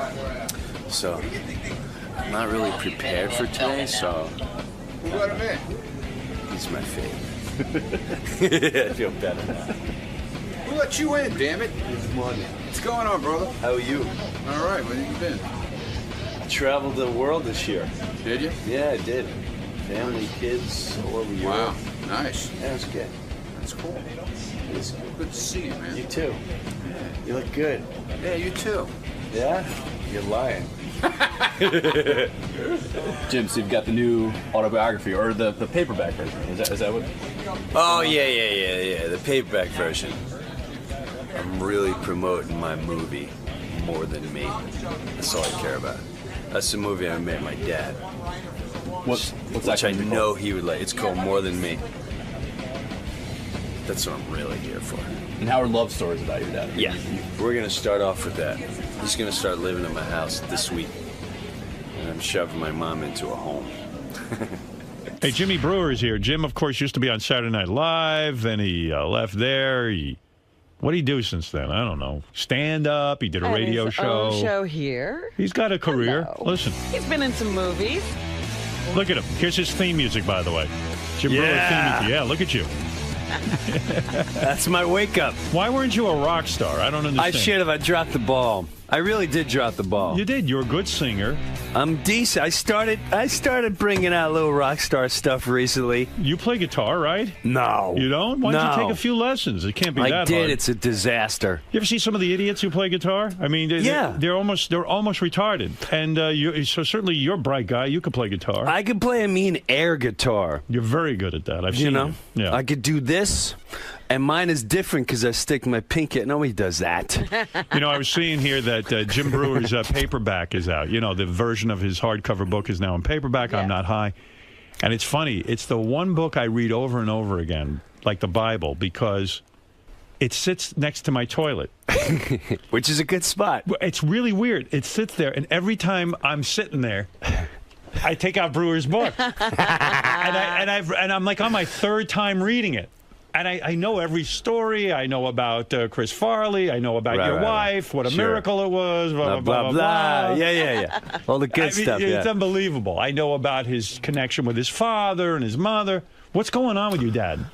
Wow. Just this weekend, By the way, Jim brings his dad everywhere. Everywhere, yes. I mean, we were talking about guys who are connected emotionally. Yeah. You're one of those guys. This is a guy who moved in family members, like relatives, cousins. Remember it was a nephew, cousin, nephew who now has a baby. Yeah. He was, like Jim saved this kid's life. Yeah. And isn't your niece living with you now? Yeah, but she's out real soon. You're kicking her out. She's kicking her out. My dad's going in. Oh. Why? Yeah. Your mom's still alive. My mom's still alive. She's 85. She's blind in one eye. Oh, right. dear. Well, why wouldn't you keep them together? Why are you moving your father out? She's a Jekyll and Hyde. The happiest time in her life. Yeah. The happiest, I'll give you. It's that World War II era. Like, she loves him and hates him. So she'll give him food, but at the same time going, you would never do this on your own. You don't even talk to me. Let me get you ketchup. So she'll... But in the past, she's gets frustrated with him because he can't older. walk, or she'll sit there and he shits his pants. Right. So now he has AIDS, right? And the AIDS will be like, "Come on, Jim, you got to go to the bathroom." And they got this, and she'll be behind them going, "Get up, Jim! God damn it! If you don't get up, I'm putting you in the goddamn home." And she yells Will she change at him. the shit in his pants if he shits his pants? No. So She she's calls- not caring or loving at all. She's 85. And she's blind in one eye, so she's but always didn't she- looking for him. I heard, and I don't know if this is true. Maybe you can clear it up. Yeah. The reason you're moving your father into your house, yes, is because your mom beat up your dad. A little bit, yeah. She punched him out. She didn't. She did the open hand clap against the ear. Oh, and you She caught boxed his ears? And you caught her doing it. Yeah, here's what happened. Which now in That's awful. It is hard, and I have a hard time trying to figure it out. I can't put myself in her shoes. Was your mom abusive to you when you were young? Was she the type that would hit you? No, that's what's weird. But Is she my a touch of olders. Alzheimer's or anything? No. No? Oh, no. She knows what she's doing. She knows exactly what she's doing. So you walked into the house. She didn't know you were there. Correct. And you caught her. He lost his hearing. Right. Now, we didn't know why he lost his hearing. I know why. 'Cause your mom I know why, punched him in the too. ears. You son of a... You didn't want to hear your mother anymore. His ears were clogged from wax, which Right. I just cleaned out. But can't you get a doctor to do that? well, yeah, I didn't do it. Oh, I didn't. okay, good. So I walk in the house and I hear like, "I can't hear." So what is going? You can't hear. Now, of course, the aides are gone. Right? She never does this in front of the aides. Right. So I'm coming closer and I'm going around the staircase where he sleeps. He sleeps in a hospital bed. And I hear like, and I'm like, what? And I hear him going, ah, ah. And like a deaf person, I hear like, rah, rah, rah, rah. So I turn around and she's got open hand shots taken at the both ears going, pow! You can't hear! And I'm looking at him in shock, and then she grabs his ear, and she's going, "You can't hear me!" And looking at him. She was trying to heal him. You know what said? You know what said, Jim? You know what said? That this becomes your burden. In other words, Is it a burden or is of this course just it is. family? No, I think- mean, come on. You now you got to sit and move your dad into your house. You got to, Why do you see it as a burden? because he doesn't want to hang out with his dad and take care of him. That's not true. Actually, See, I'm very, that way. Well, yeah. You're That's why giving him your feelings. That's why I admire you. It's like you are such a giving guy. I was playing a tape earlier. Jimmy Kimmel crying over his uncle on TV. His uncle died. Okay. The uncle that was... And crying over him. I see that as a connected, caring human being. And really, I admire Jimmy for that. Because Jim could ignore this if he wanted to. Right. Sure, I got a movie for you that's going to shake your boots. I made a movie about my dad. Did you? A What do you couple mean? years ago. I made a documentary I didn't know about that. taking care of that point of what do you do with your dad? Like, I don't know. You probably don't know your dad that well. Not at all. How would I know him? Yeah, it'd be like moving a stranger into I mean, my dad never talked to me. But I will bet a year's salary Go ahead. You watch this, and you'll change your relationship with your father. Really? I guarantee it. That He doesn't have a lot of confidence. He's like, Wow, that's on. That's some fucking movie. You're a genius. My I'm dad serious. doesn't talk to me about anything real. Like, he'll talk to me about what's in the paper and Well, stuff. same with my dad. My dad wouldn't say to me, how you doing, son? But that's from a different era. He probably never has said to you, like, you're fantastic on that radio gig. No, I badgered him into doing that. Oh, you did? Yeah. Well, he probably... My father's never, ever said, you were funny. Yeah, right. Never. So why do you think you're so loving and caring and want to take care of your dad so much? What do you think it is? You know, Is it this religious thing with you? You're very religious. This was all... I'm not religious. I don't like that word. Wait a second. What are you? Religious is like... I got an anonymous letter from some guy. Yeah, this is go what he ahead. wrote. Listen to this. This is what he wrote me. I'm very confident in who I am. Okay, wait. Here's what he wrote me. Yeah. I'm writing to you this, Howard, anonymously. Because I don't have any confidence in who I am. I don't want to be attached to it at all. Yeah. All right, okay. Go ahead. Jim has gotten really religious in the last few years. And he has these weird and wacky theories about God and the devil, always showing themselves in his life. And I detected that in your book. You do kind of reference that. Hands down. Jim believes that the devil possessed a maid in his hotel room in Las Vegas a few years ago. This came after he challenged the devil in his mind to try to fuck with him. You have to ask him to explain it. It's a weird story, and it's one of those that really shows his interesting side. Unhinged with a ton of conspiracy theories. Hope all is well. No, that's true. Now, what is going on with this religion? I know your wife's very religious. It's not religion. Yes, it is. No, it's not. Explain to me what religion is. Well, the fact is that your wife had a conversion to born again, right? No, me. Forget my wife. Me. But explain to me what religion is. Well, religion is a belief in God and a belief in the hereafter and religious harmony. He doesn't you call even that know. Jesus, okay, or something like that. No, I think your perception of religion is the there's organized evangelist and the Catholics and the this and the that and the Bing and the Buddha and all that. Well, what is your belief? What's going on? Why does this guy say you have some sort of religious I'll tell you the paranoia? scenario. All right. Here's a scenario, and you explain to me. Go ahead. This is... I don't know what it is. Because you speak in your book a lot about signs. You always see signs. You're getting religious signs. There's too many coincidences. I will not. You can fight me tooth and nail. It's not coincidence. Go ahead. What? Give me an example. I'll give you what this guy's talking about with the book. I go to, and I start writing the book. I've never sat down and wrote for more than an hour and anything. Right. So I'm taking off to Las Vegas, and literally right before I get on the plane, called, praying, whatever. I said, just let me start writing, and whatever you want me to write, just let it come out, because I don't know what to do, blah, blah. I start writing. We land, and literally when we landed, I was like, holy crap.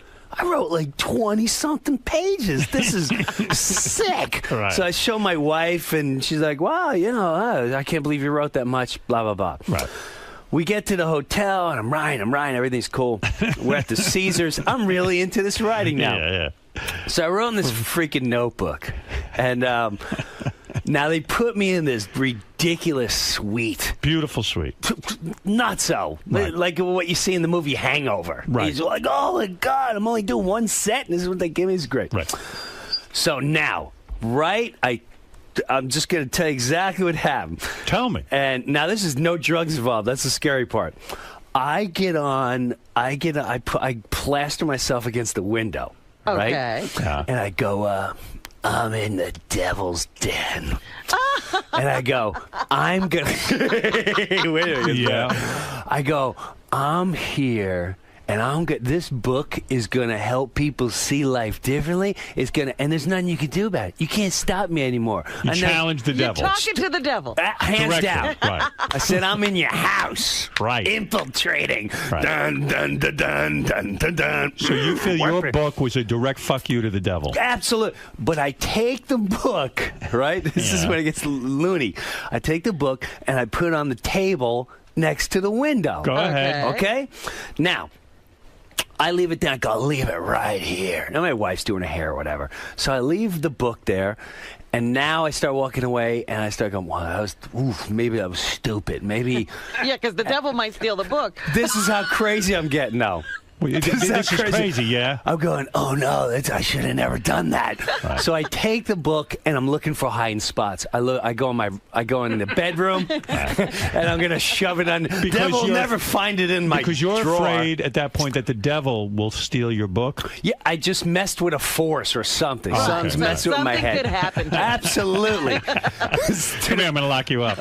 Wait a minute. Right. Now I go to my safe. Go ahead. You know, in the safe in the room. Sure. Yeah. And I go to in put the devil's lair. Yeah, and I went, oh man, I don't want to fold it all up. It wouldn't fit flat, so I had to. So I'm not folding up my notebook.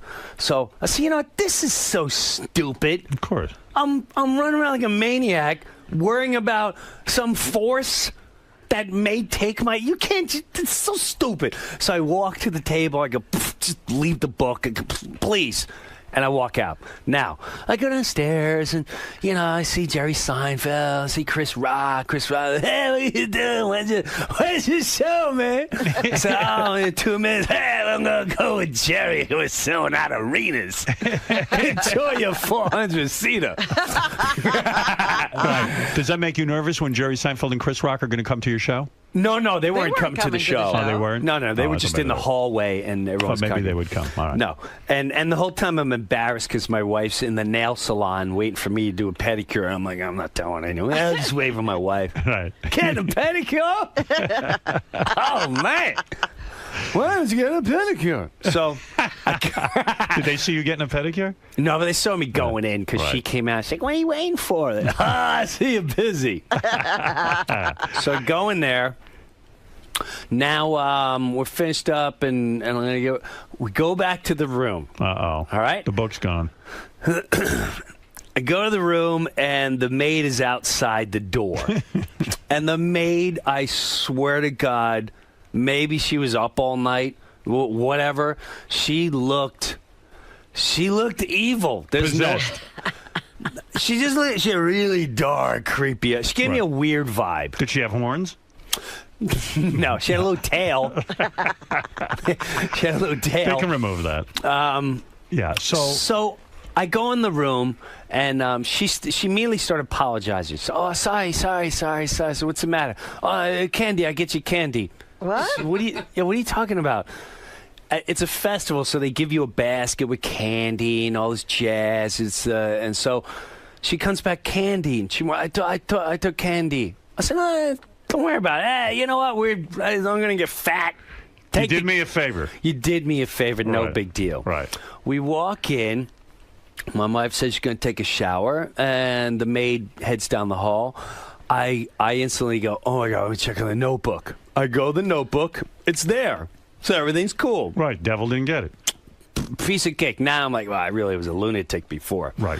So now I go back in the bedroom. I start changing. I go down to sit down to start writing. Mm-hmm. And I open the book, and there's no freaking pages in here. Blank book. So I keep turning, and I'm stuck. What the fuck? What's going on? The devil. So I'm changing. Like, what?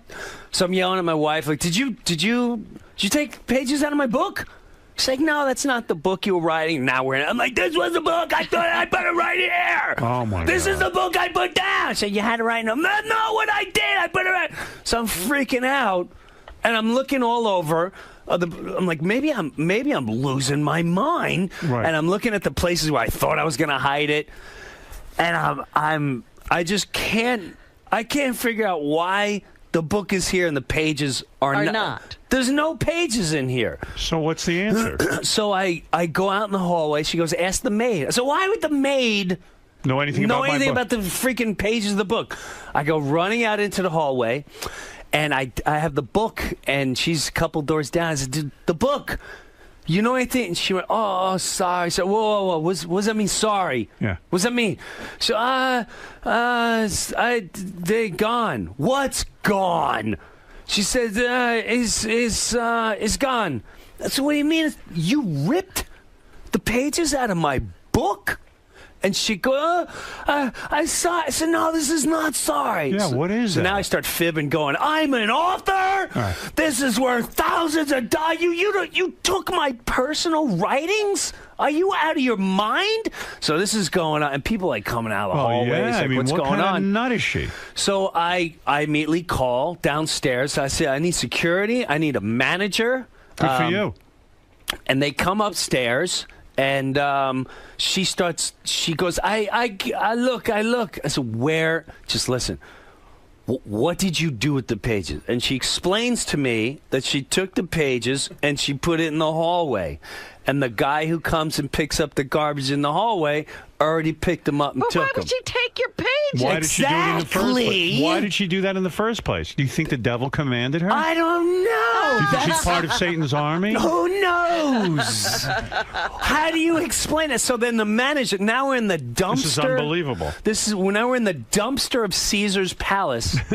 Now she found a couple pages. Right. She gets running back. She found like 7 pages. Right. And she's crying. Oh, but the fuck her. manager goes, this woman's been working here 12 years. She knows that the protocol is if you come in and there's something in the room, they immediately call down and say, if the guest checked it, we have stuff in the room. And then we come in and we check everything that's in the room. Right. And she goes, But she went out of her way to rip out the pages and put them on the floor. So that's why, and she still can't. She wouldn't. She's like, I don't know. I thought you leave. Wow. I thought you leave. So you think the devil got in her? I don't know. You think All I no, know. wait, no. You think? Hold it. Don't say I don't know.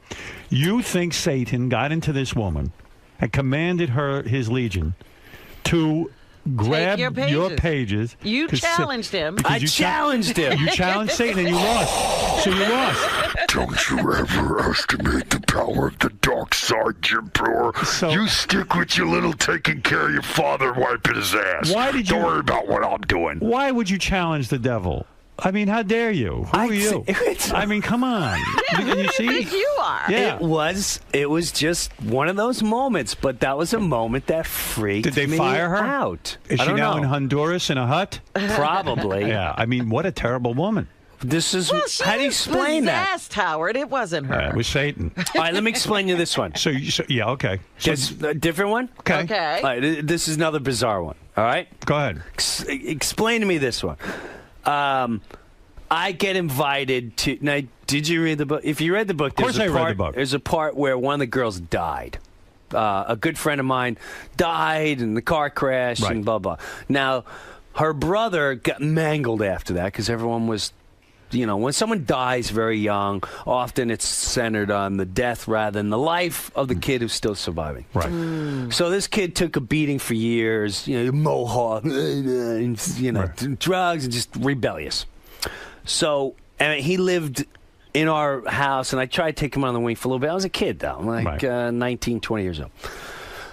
As I'm writing the book, I just wanted to tell him about his sister the last couple days in some of the conversations she told me. Maybe it would heal him because I feel like maybe it would help him move on. Good. All right? I like it. This is why I like you. Okay. Right. So now with that, I get a call from Brian Johnson.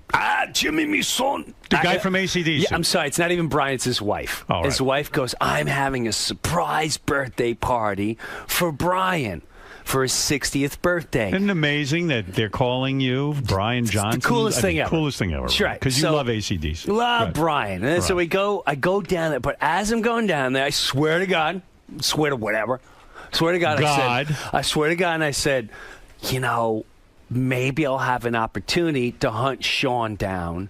And tell him about his sister. But part of me is like, I'm not hunting him down. I'm going down there. I'm going to go to Tampa looking for this guy. Right. So I fly down, I go to the party. It's great. Everyone's singing. Oh, Jimmy, me son, and we're on a boat, and I remember this. And I was in school, and it was a great time. I had a school on a bike, and I was kind of saying.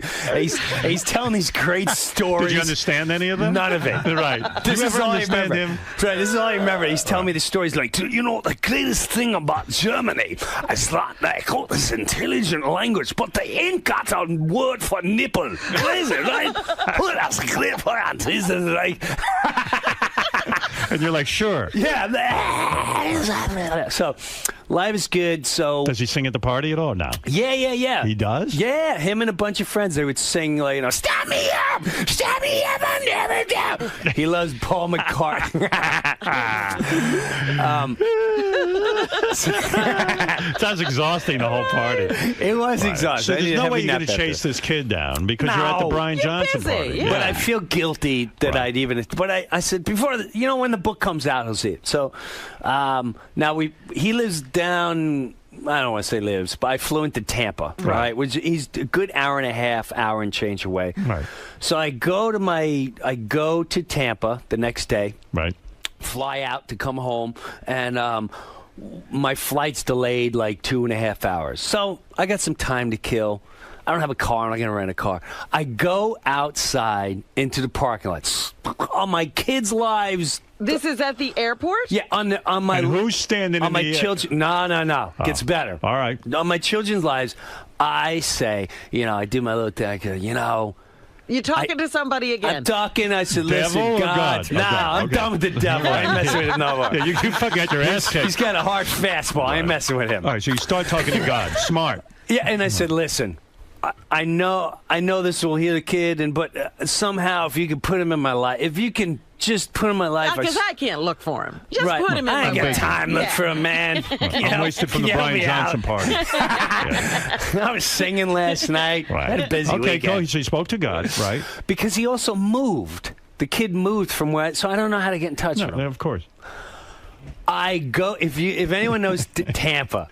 I know Tampa. You go through a security gate, and then you got to get on a tram. Mm-hmm. So I go through the security gate, and I hear this kid say, Jim.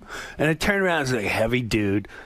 And I'm thinking, I'm waiting for, hey, man. Yeah. I mean, they want to do the goat boy impression. Okay, yeah, so I was the goat boy. Yeah, I get it. Hey, man, you want to smoke a joint? No, I'm cool. It was a movie. People come up to you as goat boy?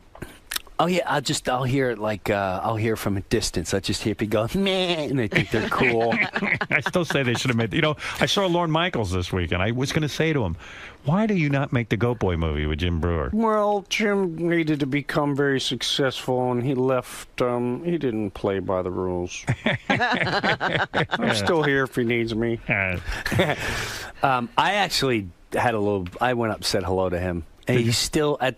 He still the Paul McCartney thing. Did he recognize you? He did. He did. All right. Which is so fun. So anyway, when people, are you ever walking around and you hear like a goat boy impression, and you turn around and it's an actual goat? Like, has that ever happened to you? No, and what's weird is my middle one is a lot like me, and she's voices imitations, and she has no clue what goat boy is, but she does a freaking goat all day long, and everyone thinks I train her. So you think it's a genetic thing? No. Like she's got it in her blood. Like, why would your daughter randomly do a goat Who impression? knows? She watches Barnyard, the movie or whatever, so she sits there and she'll all day this weekend, all weekend, she's going. This is what I hear from the bedroom,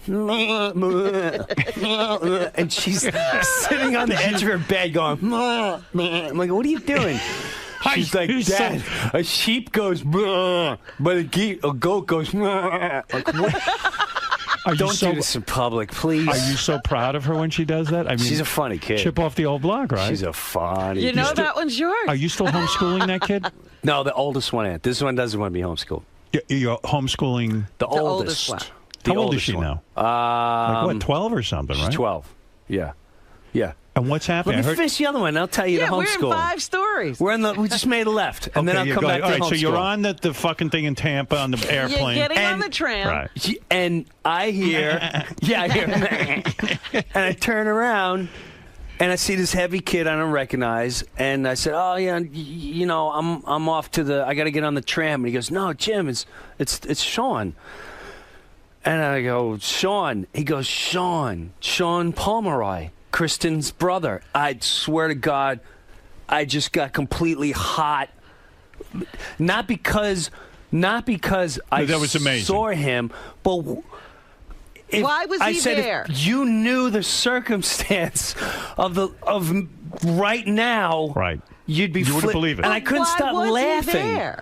Why was he there? He was God sent visiting him. his mother. He was visiting his mother from Boston, and he just got off the plane. Oh, so it's a perfectly reasonable reason to be there. No, come on. Nothing just told him to come to the I airport. think the way Satan stole that book, I think God delivered this guy. I don't know. Maybe I'm with you. Come here. Slip the straitjacket on him and throw him out of here.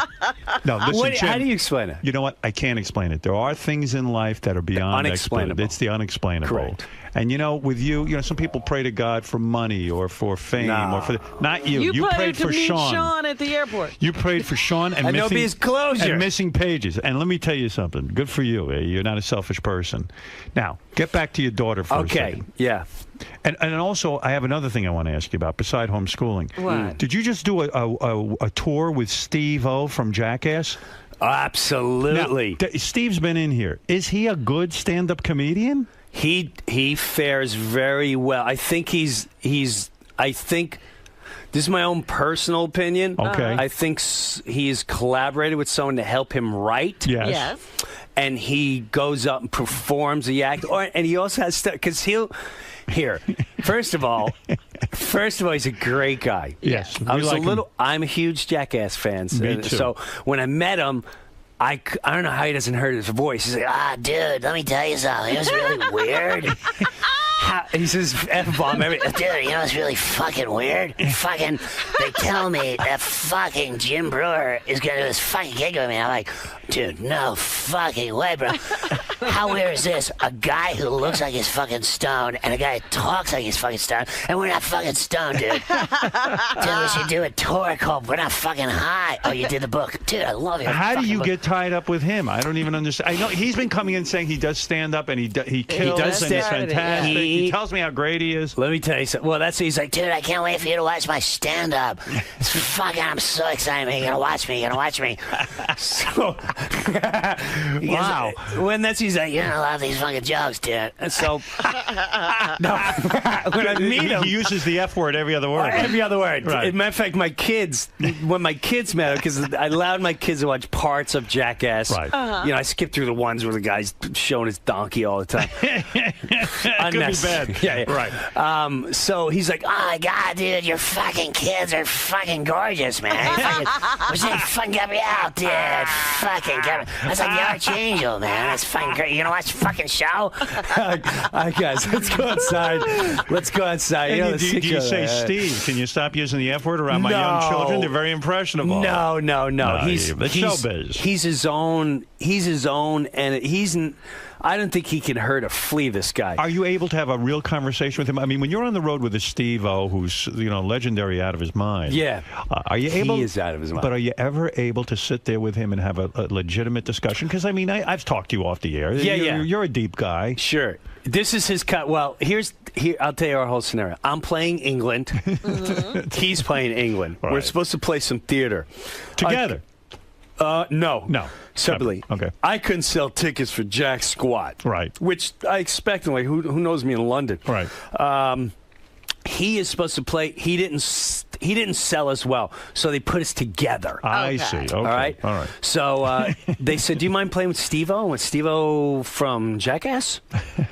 They yeah. So he does stand up. I said, yeah, he does a show. So I go there and I meet him, and as soon as I meet, he's like, "Oh my God, dude, you gotta do me a big favor. Here, hold my phone. I gotta find a waitress. Okay, now it's not even the show. He's like, dude, come out back. Here's what I'm gonna do. I'm gonna put this lighter fluid in my hair, and I'm gonna light it, and you gotta stand like 6 feet. And when I say go, you stop the picture, and the guy who gets the biggest flame, I'm gonna put it on my Facebook page. You mean this isn't even a show? This is backstage. Backstage. So he's lighting himself on fire backstage. Yes. All right. Yeah, right. So he wants to put on his Facebook. Right. So these English dudes are like, "Are you sure this is safe? I'm not really sure if we should be doing." Dude, I do it all the time. Man. Just here, put the fluid. Don't let it get on your hands. I'm not sure if we should be doing this. He's a lunatic. I just stand there, poof, ball of flame. He does a flip. Now, the girls scream. He's not on drugs anymore, right? Dude, listen. I've stopped drugs. I stopped drinking. I don't do nothing. You know what I do, bro? Pilates. I know it sounds gay and all that, but seriously, fucking look at my abs. He puts his shirt. He's just a hurricane. I mean, is he the kind of guy you can relax around? Does he ever let down? Does he stop for a minute? He's like a he's on fire. He's like a bee. He's like, He really, literally is on fire. You don't know what I know Johnny Knoxville, and he's actually a real mellow guy. You know, when he's not doing the jackass thing, I can't imagine he can even. I don't know how he can be around Steve-O, because Steve-O's. You're right. He's like a bee. He's just. And when he went on stage, this is what cracked me up. He goes, because he's a great entertainer. Uh-huh. I'll tell you what. If I ran the Hard Rock Cafe and Casino, the Hard Rock Casino. Uh-huh. I would hire Steve-O now for millions, multi-millions, to get him to play my casino for a year, because his following is that is the crowd you want. I saw him. And when he goes on stage, he does stand up or he lights himself on fire? This is what he does. He goes on stage, both. He goes, I know you guys are saying, hey, dude, I got tickets to see Steve-O from Jackass. You want to come? And your friends are going, well, what the fuck is the show? Dude, I'm still wondering. And so, and then he goes, but this is how he starts the show. He goes, what has 4 thumbs and loves blowjobs? And he takes his shirt off, and he's got the tattoo of him on the back with the 2 thumbs like this, and then he just points to, he does this with the thumbs, and the crowd. So the rest. Do you start questioning yourself why you're working so hard? Well, yeah, that's the part that makes me laugh, because I know, like, so many bitter comics be like, he's selling out arenas with his. But he's a phenomenal entertainer, and he is funny. One thing I remember he did, which I thought was really funny. He goes, dude, I had to get sober. He goes, when Johnny Knoxville tells you need to get straighten up. So he says that, but then he goes, I had 4 interventions, bro. The first one was Johnny Knoxville. The second one was my family. The third one was my friends. The fourth one is while I was tripping. And during my trip, the people in my trip said, dude, you gotta lighten up. Well, when you're fucking tripping, dude, and your trip tells you straight, you gotta fucking straight up. So I thought he had really good stuff, but then he would, then he's like, I lick penises to stop homophobia. I'm like, all right. But he's out there, he's trying to get a show together. And he all does. That. I played with him in England. Right. Now, this one scared the daylights. It's a metal festival. Oh, dear. So they go, we got you booked in England. Metallica. Is that a tough gig for a comedian? I mean, to go up in front of a rock crowd? Impossible. You did it, though. So you did the impossible. I'm thinking, now I've done Bonnaroo, where they have a comedy tent. Right. And even that scared me, but it was great, and they knew who I was, and the thing went phenomenal. Uh-huh. We're in England. Now, the night before, I go see, it's Metallica and Anthrax and Slayer, and they're running around and punching each other. Now, the next day is me, and I'm going to be playing in a tent. And as we're driving to the tent, you just see, like, these British animals with no shirts, been drinking for 4 days. Shaved head. Tents with flags. America bites my ass. Right. England rocks. And we pull up to the back, and I'm like, no one's going to be in this freaking place. I hear like loud yelling and stuff. So I go to check out the show, and I look, and there's a sea of people. I went, oh my God! Like, is this for the comedy show? And there's the MC's on stage. It's all that, and all I understand is, I need to take card if I could attend in Facebook. We're gonna bring out your first score in about 2 minutes. So I go backstage. And why do they bother having those guys? You never understand what they say. Well, you can't understand them because you don't speak their language. But even in America, when there's a guy up on stage with those stupid stage announcements, you never know what he's saying. I don't know what he's saying. Right. So the show's about to start, and this English. I go, listen. I don't know if they're... Now, my act is like, my father's 88. I've got 3 kids. Yeah. They get up early, huh? It always amazes me when they book a comic into these rock shows anyway. They really don't need one there, do they? It's weird. Well, here's what eventually happens. So the first guy's about to go up. He's English, and I'm talking to MC. I'm like, "Oh, dude, I'm really scared." He goes like, "Don't worry, it's gonna be brilliant. They're gonna love you. You go up second, and then we got Steve-O to close the show." I said, "Steve-O from Jackass? Yeah, it's gonna be great. It's gonna be great." First guy goes up, and he has a guitar, and I went, "Oh my God, that's what you're supposed to bring on these big drunken." Yeah. He goes up, he starts singing his song. This song's about my wife, who I like to punch her in the face once in a while when she pisses me off. You ready? Bang, bang. And about 6 minutes into it, fuck off! And they're throwing things at him. Now I'm on the side of the stage, and my wife brings the kids on the side of the stage. Oh no! And I said, "Listen, don't let the kids see this. Don't let the kids watch this. They're gonna eat me alive. They're gonna eat me alive." Brutal, yeah. He goes, "Dude, you're brilliant. They're gonna love you. They're gonna love you." My wife goes, "Hey, listen. Don't you remember in the early 90s, your whole act was talking about going to metal concerts and drinking?" Right. I'm like, "Yeah." She's like, "Just do that." And sure enough, I walk out to my heart. I don't think I've been nervous since like 92. Right. My heart's pouncing. I walk out, and this is what got them. I was, first you go, "Hey, how about that metal show? Slayer, Metallica." I go, "How about Lars Ulrich of Metallica last night in the drums?" And then I go, "Oh, also if you wouldn't do it," and they went, She did your Lars impression. And then I did, "This is Ozzy Osbourne," and I was a god. Right. Yeah. Because you're doing all the metal heroes. And then that was it. I just did the show, and it was on. And then Steve-O, I turned around, and Steve-O's on the side of the stage going, dude. And we were finished like, "Dude, your act is killer, man. Your act is killer." Right. And I watched him. Why didn't you do the routine where you beat yourself up? That always goes over I did. big. Oh, okay, good. I throughout all of them. Oh, good. And Steve-O's watching. "You beat yourself up, that's what you do?" "Dude, I'm lighting my fucking balls on fire." And he went out. He did a flip on stage at the end. He smashes back on the table. He's a great entertainer. Right. Great. So you mean the crowd loved him?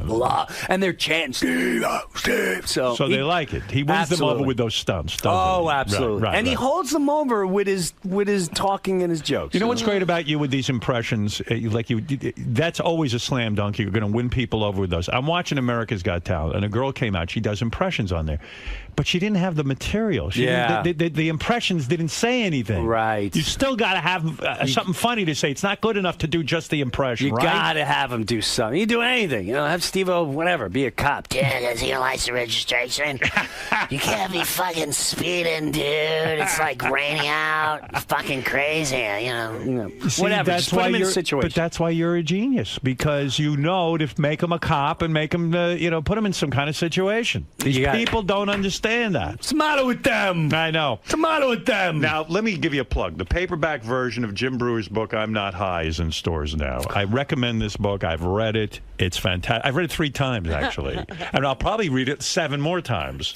Well, as long thank as it you. remains in my bathroom. I'm more Please into. don't move the book. And what Jim is really into is this movie he made about his father. Yep, you can go on Facebook, Facebook.com, or on my website and watch the trailer. It's called More Than Me. It's Facebook More Than Me movie. That's the page. But get back to that for a second. So your father now is living in your home? Here's what's going to happen. All So right. I moved. Your mother beat him up. She beat him up good. You caught her doing it. Yes. And now you're moving him out of the house. Yes, he's gonna. Did she get upset that you're moving him out of the house? No, she's she got happy. excited. Excited. She's happy. She got excited. There was 2 times I saw my mom ever truly excited. One was when I took her to Luxembourg years ago. Her first husband is buried in Luxembourg. He was a World War II vet. He was killed fighting the Nazis, blah, blah, blah. So he's born over there. Right. Buried over there. About 4 days into it, I'm looking at my mom like, Mom, you're so... I never saw you so happy. Beaming, yeah. Yeah, is it because you saw your first husband? She went, no, it's because I have nothing to worry about. Since I was 16, I've never had... This is the only time in my life I've never worried. The only time she was like that again is when, unfortunately, when my dad was in a rehab center. Right. She liked it because he was out of the house. But when she saw him, I never saw her emotional with him. She would like pet his hand when she'd visit him and pet his head. And so she likes him. She loves him, but it's just that 24/7. And, you know, she doesn't have conversation. Right. I can't relate to her whacking him, but I can relate sort of, I guess, to, you know, my old days. And I don't isn't know. it sad, though, too, to see your father, who once was a powerful, virile man, and then Yes. being beaten up by a woman? Oh. You know, I mean, it's the worst, right? Oh. And you took pity on him, and you're moving him into the house. Does your wife object to Is this? your wife gonna No, she beat was the him? one No. that suggested it. Yeah, she was like, that why don't you bring him into the house? The kids will love him. He'll love the kids. The cats will be all over You're him. such a good guy like that. You'll see this movie and you'll feel that way. Right. I mean, this guy changes the shit out of his dad's pants. I mean, come on, let's talk about it. So, okay, how do I see the movie? More Than Me. You can go right on the Facebook. More Than Me movie. More Than Me movie. All And right. I'll send you a copy, but please, I'm guaranteeing you. It's going to change everything. It's game You're going to changer. watch this, and you're going to personally email me. Go, You're going to bro. move your father into your house. Am I going to go, dude? Dude, let me tell you something. I watched your movie, bro, and I started doing Pilates. I feel fucking great. No, seriously, it's changed. I'm a vegan now. I haven't had meat. Like, my colon feels better. Oh, man. That killed me. I feel better, man. I feel so much better. The last time I saw you in the halls here, you told me things were happening. They maybe are. A little something Thanks was to going you. on. I don't know if we How want to is talk the about it. 5-year plan? Well, We're almost at the end of the 5 years. We're almost at the end. Well, might turn into a 10-year plan. I got one good last swing that hopefully we could talk about around November. Okay. You know, All right. either way, it's a win-win. If it doesn't happen, we got a lot to talk about. I If believe it does happen, we you got a lot are to talk a about. major talent who should have a major something on somewhere. That's all I'm saying. I don't Yeah. know what it is, but you've got to be. Yeah. I don't thrive for it anymore. Everything okay financially? You got Everything's enough go? The touring is bringing in money? Life is good. I Life got is nothing to good. worry about. Got nothing to worry about. Nothing to worry about. You know your mother was happy when she had nothing to worry about? All right, listen to me. Jim Brewer, you're the best. All seriousness? That fucking impression of Steve. Dude, I'm a fucking... Dude, he's crazy. He's crazy? Oh, you don't do the... Yeah, there you go. You don't like that? No, it's so good. Whatever. So thank you so Good much. to see you. Thank you. All right. No, what's take the care. next movie? What's 2 copies? I'm going to send you a movie. Seriously. I swear to God, you're I'm going to be... watch it. you're First gonna of be all, I feel like I know your father from reading the book. You're going to be smoked out of your mind. All right. Out of your mind, I promise you. I can't wait. All Good right. to see you, bro, man. Jim, thank you. Any quick picture? Jim, thanks. Sure. Thank you. So funny. Jim, Yes. unbelievable Steve-O. Oh, thank you. And when Howard's singing your praises, especially towards the end of that interview, you said you really don't need any more than what you have right now. Why is that? Why are you so fulfilled with... I already have more than I ever anticipated. Now, you're talking family or Everything. existentially? Or Everything. I grew up blue collar. Both parents worked. 8 to 12 hours a day. We had a little neighborhood. I had a little 10 by 10 backyard. Well, it was bigger than that, but you know, I got everything. I got my kids. I got my family. I have more than I ever anticipated. So, as long as I got that, I'm okay. And you've been able to build all that up financially, doing what you love with your passion anyway. So absolutely. But you could seriously do an entire show, a variety, something regularly with all those impressions and stories. I mean, sure. There's so much crap on television. That was phenomenal what you just did. Well, thank you. Maybe you can produce it. Now we're on to something. All right, now.